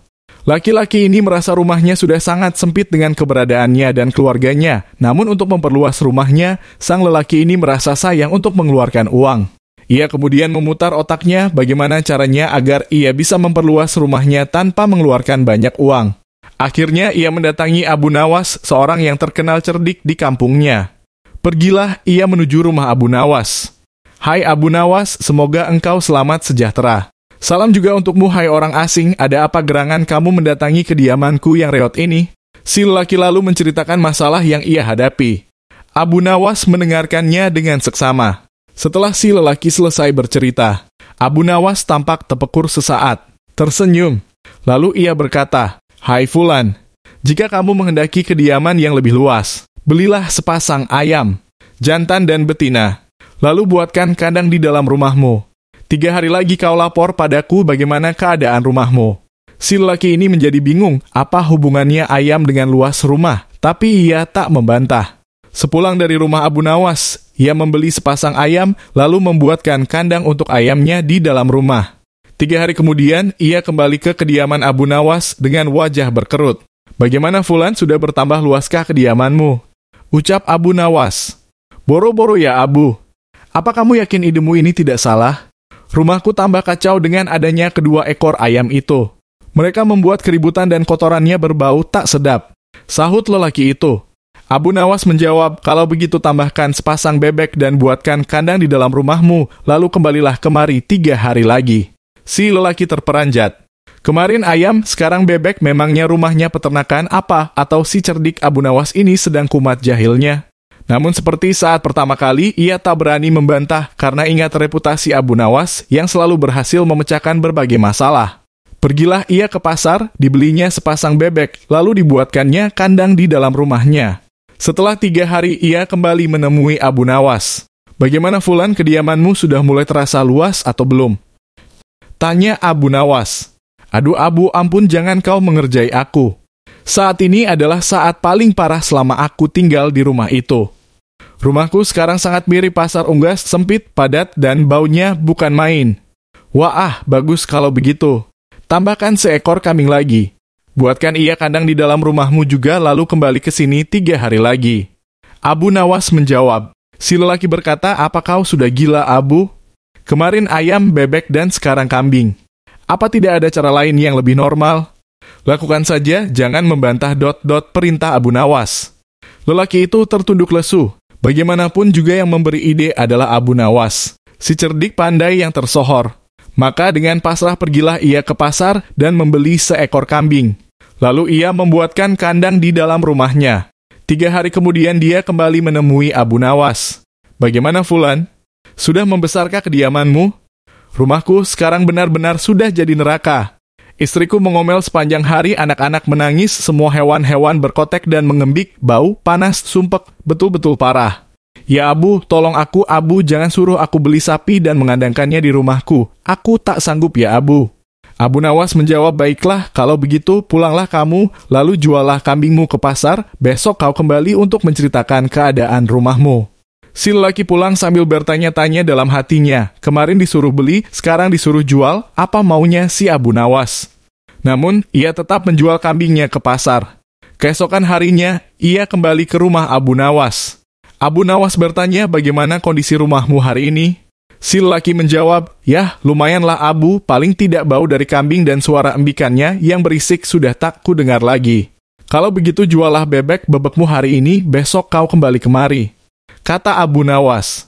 Si lelaki pulang ke rumahnya dan menjual bebek-bebeknya ke pasar. Esok harinya ia kembali ke rumah Abu Nawas. "Jadi, bagaimana kondisi rumahmu hari ini?" tanya Abu Nawas. Si lelaki menjawab, "Syukurlah Abu, dengan perginya bebek-bebek itu, rumahku jadi jauh lebih tenang dan tidak terlalu sumpek dan bau lagi. Anak-anakku juga sudah mulai berhenti menangis." Abu Nawas, "Bagus. Kini jualah ayam-ayammu ke pasar dan kembali besok." Si lelaki pulang dan menjual ayam-ayamnya ke pasar. Keesokan harinya, ia kembali dengan wajah yang berseri-seri ke rumah Abu Nawas. Abu Nawas bertanya, "Kulihat wajahmu cerah, hai Fulan, bagaimana kondisi rumahmu saat ini?" Si lelaki menjawab, "Alhamdulillah ya Abu, sekarang rasanya rumahku sangat lega karena ayam dan kandangnya sudah tidak ada. Kini istriku sudah tidak marah-marah lagi, anak-anakku juga sudah tidak rewel. Nah, kau lihat kan sekarang rumahmu sudah menjadi luas padahal kau tidak menambah bangunan apapun atau memperluas tanah bangunanmu. Sesungguhnya rumahmu itu cukup luas, hanya hatimu sempit, sehingga kau tak melihat betapa luasnya rumahmu. Mulai sekarang kau harus lebih banyak bersyukur, karena masih banyak orang yang rumahnya lebih sempit darimu. Sekarang pulanglah kamu dan atur rumah tanggamu, dan banyak-banyaklah bersyukur atas apa yang dirizkikan Tuhan padamu, dan jangan banyak mengeluh. Sahut Abu Nawas. Si lelaki pun termenung sadar atas segala kekeliruannya, ia terpana akan kecendekiawanan sang tokoh dan mengucapkan terima kasih pada Abu Nawas. Membalas perbuatan raja. Abu Nawas hanya tertunduk sedih mendengarkan penuturan istrinya. Tadi pagi beberapa pekerja kerajaan atas titah langsung Baginda Raja membongkar rumah dan terus menggali tanpa bisa dicegah. Kata mereka tadi malam Baginda bermimpi bahwa di bawah rumah Abu Nawas terpendam emas dan permata yang tak ternilai harganya. Tetapi setelah mereka terus menggali ternyata emas dan permata itu tidak ditemukan. Dan Baginda juga tidak meminta maaf kepada Abu Nawas apabila mengganti kerugian. Inilah yang membuat Abu Nawas memendam dendam. Lama Abu Nawas memeras otak, namun belum juga ia menemukan muslihat untuk membalas Baginda. Makanan yang dihidangkan oleh istrinya tidak dimakan karena nafsu makannya lenyap. Malam pun tiba, namun Abu Nawas tetap tidak beranjak. Keesokan hari Abu Nawas melihat lalat-lalat mulai menyerbu makanan Abu Nawas yang sudah basi. Lat tiba-tiba tertawa riang. Tolong ambilkan kain penutup untuk makananku dan sebatang besi. Abu Nawas berkata kepada istrinya, "Untuk apa?" Tanya istrinya heran. Membalas Baginda Raja. Kata Abu Nawas singkat. Dengan muka berseri-seri Abu Nawas berangkat menuju istana. Setiba di istana Abu Nawas membungkuk hormat dan berkata, "Ampun tuanku, hamba menghadap tuanku Baginda hanya untuk mengadukan perlakuan tamu-tamu yang tidak diundang. Mereka memasuki rumah hamba tanpa izin dari hamba dan berani memakan makanan hamba." "Siapakah tamu-tamu yang tidak diundang itu, wahai Abu Nawas?" Sergap Baginda kasar. "Lalat-lalat ini, tuanku," kata Abu Nawas sambil membuka penutup piringnya. "Kepada siapa lagi kalau bukan kepada Baginda junjungan hamba mengadukan perlakuan yang tidak adil ini. Lalu keadilan yang bagaimana yang engkau inginkan dariku? Hamba hanya menginginkan izin tertulis dari Baginda sendiri agar hamba bisa dengan leluasa menghukum lalat-lalat itu." Baginda Raja tidak bisa mengelakkan diri menolak permintaan Abu Nawas karena pada saat itu para menteri sedang berkumpul di istana. Maka dengan terpaksa Baginda membuat surat izin yang isinya memperkenankan Abu Nawas memukul lalat-lalat itu dimanapun mereka hinggap. Tanpa menunggu perintah, Abu Nawas mulai mengusir lalat-lalat di piringnya hingga mereka terbang dan hinggap di sana-sini. Dengan tongkat besi yang sudah sejak tadi dibawanya dari rumah, Abu Nawas mulai mengejar dan memukuli lalat-lalat itu. Ada yang hinggap di kaca. Abu Nawas dengan leluasa memukul kaca itu hingga hancur, kemudian vas bunga yang indah, kemudian giliran patung hias sehingga sebagian dari istana dan perabotannya remuk diterjang tongkat besi Abu Nawas. Bahkan Abu Nawas tidak merasa malu memukul lalat yang kebetulan hinggap di tempayan Baginda Raja. Baginda Raja tidak bisa berbuat apa-apa kecuali menyadari kekeliruan yang telah dilakukan terhadap Abu Nawas dan keluarganya. Dan setelah merasa puas, Abu Nawas mohon diri. Barang-barang kesayangan Baginda banyak yang hancur. Bukan hanya itu saja, Baginda juga menanggung rasa malu. Kini ia sadar betapa kelirunya berbuat semena-mena kepada Abu Nawas. Abu Nawas yang nampak lucu dan sering menyenangkan orang itu ternyata bisa berubah menjadi garang dan ganas serta mampu membalas dendam terhadap orang yang mengusiknya. Abu Nawas pulang dengan perasaan lega. Istrinya pasti sedang menunggu di rumah untuk mendengarkan cerita apa yang dibawa dari istana. Curang dibalas curang. Pada suatu sore ketika Abu Nawas sedang mengajar murid-muridnya, ada dua orang tamu datang ke rumahnya. Yang seorang adalah wanita tua penjual kahwa, sedang satunya lagi adalah seorang pemuda berkebangsaan Mesir. Wanita tua itu berkata beberapa patah kata kemudian diteruskan dengan si pemuda Mesir. Setelah mendengar pengaduan mereka, Abu Nawas menyuruh murid-muridnya menutup kitab mereka. "Sekarang pulanglah kalian. Ajak teman-teman kalian datang kepadaku pada malam hari ini sambil membawa cangkul, penggali, kapak dan martil serta batu. Murid-murid Abu Nawas merasa heran, namun mereka begitu patuh kepada Abu Nawas. Dan mereka merasa yakin gurunya selalu berada membuat kejutan dan berada di pihak yang benar. Pada malam harinya mereka datang ke rumah Abu Nawas dengan membawa peralatan yang diminta oleh Abu Nawas. Berkata Abu Nawas, "Hai kalian semua, pergilah malam hari ini untuk merusak Tuan Kadi yang baru jadi." "Hah? Merusak rumah Tuan Kadi?" Gumam semua muridnya keheranan. "Apa? Kalian jangan ragu. Laksanakan saja perintah gurumu ini," kata Abu Nawas menghapus keraguan murid-muridnya. "Barang siapa yang mencegahmu, jangan kau pedulikan, terus pecahkan saja rumah Tuan Kadi yang baru. Siapa yang bertanya, katakan saja aku yang menyuruh merusak. Barang siapa yang hendak melempar kalian, maka pukullah mereka dan lemparilah dengan batu." Habis berkata demikian, murid-murid Abu Nawas bergerak ke arah Tuan Kadi. Laksana demonstran mereka berteriak-teriak menghancurkan rumah Tuan Kadi. Orang-orang kampung merasa heran melihat kelakuan mereka. Lebih-lebih ketika tanpa basa-basi lagi mereka langsung merusak rumah Tua Kadi. Orang-orang kampung itu berusaha mencegah perbuatan mereka, namun karena jumlah murid-murid Abu Nawas terlalu banyak maka orang-orang kampung tak berani mencegah. Melihat banyak orang merusak rumahnya, Tuan Kadi segera keluar dan bertanya, "Siapa yang menyuruh kalian merusak rumahku?" Murid-murid itu menjawab, "Guru kami Tuan Abu Nawas yang menyuruh kami." Habis menjawab begitu mereka bukannya berhenti malah terus menghancurkan rumah Tuan Kadi hingga rumah itu roboh dan rata dengan tanah. Tuan Kadi hanya bisa marah-marah karena tidak orang yang berani membelanya. Dasar Abu Nawas provokator, orang gila. Besok pagi aku akan melaporkannya kepada Baginda. Benar, esok harinya Tuan Kadi mengadukan kejadian semalam sehingga Abu Nawas dipanggil menghadap Baginda. Setelah Abu Nawas menghadap Baginda, ia ditanya, "Hai Abu Nawas, apa sebabnya kau merusak rumah Kadi itu?" Abu Nawas menjawab, "Wahai tuanku, sebabnya ialah pada suatu malam hamba bermimpi bahwasannya Tuan Kadi menyuruh hamba merusak rumahnya. Sebab rumah itu tidak cocok baginya, ia menginginkan rumah yang lebih bagus iagi. Ya, karena mimpi itu maka hamba merusak rumah Tuan Kadi." Baginda berkata, "Hai Abu Nawas, bolehkah hanya karena mimpi sebuah perintah dilakukan? Hukum dari negeri mana yang kau pakai itu?" Dengan tenang Abu Nawas menjawab, "Hamba juga memakai hukum Tuan Kadi yang baru ini tuanku." Mendengar perkataan Abu Nawas, seketika wajah Tuan Kadi menjadi pucat. Lah terdiam 1000 bahasa. "Hai Kadi, benarkah kau mempunyai hukum seperti itu?" tanya Baginda. Tapi Tuan Kadi tiada menjawab, wajahnya nampak pucat, tubuhnya gemetaran karena takut. "Abu Nawas, jangan membuatku pusing. Jelaskan kenapa ada peristiwa seperti ini." Perintah Baginda. "Baiklah." Abu Nawas tetap tenang. "Baginda, beberapa hari yang lalu ada seorang pemuda Mesir datang ke negeri Baghdad ini untuk berdagang sambil membawa harta yang banyak sekali. Pada suatu malam ia bermimpi kawin dengan anak Tuan Kadi dengan mahar mas kawin sekian banyak. Ini hanya mimpi Baginda." Tetapi Tuan Kadi yang mendengar kabar itu langsung mendatangi si pemuda Mesir dan meminta mahar anaknya. Tentu saja pemuda Mesir itu tak mau membayar mahar hanya karena mimpi. Nah, disinilah terlihat arogansi Tuan Kadi. Ia ternyata merampas semua harta benda milik pemuda Mesir sehingga pemuda itu menjadi seorang pengemis gelandangan dan akhirnya ditolong oleh wanita tua penjual kahwa. Baginda terkejut mendengar penuturan Abu Nawas, tapi masih belum percaya 100%, maka ia memerintahkan Abu Nawas agar memanggil si pemuda Mesir. Pemuda Mesir itu memang sengaja disuruh Abu Nawas menunggu di depan istana, jadi mudah saja bagi Abu Nawas memanggil pemuda itu ke hadapan Baginda.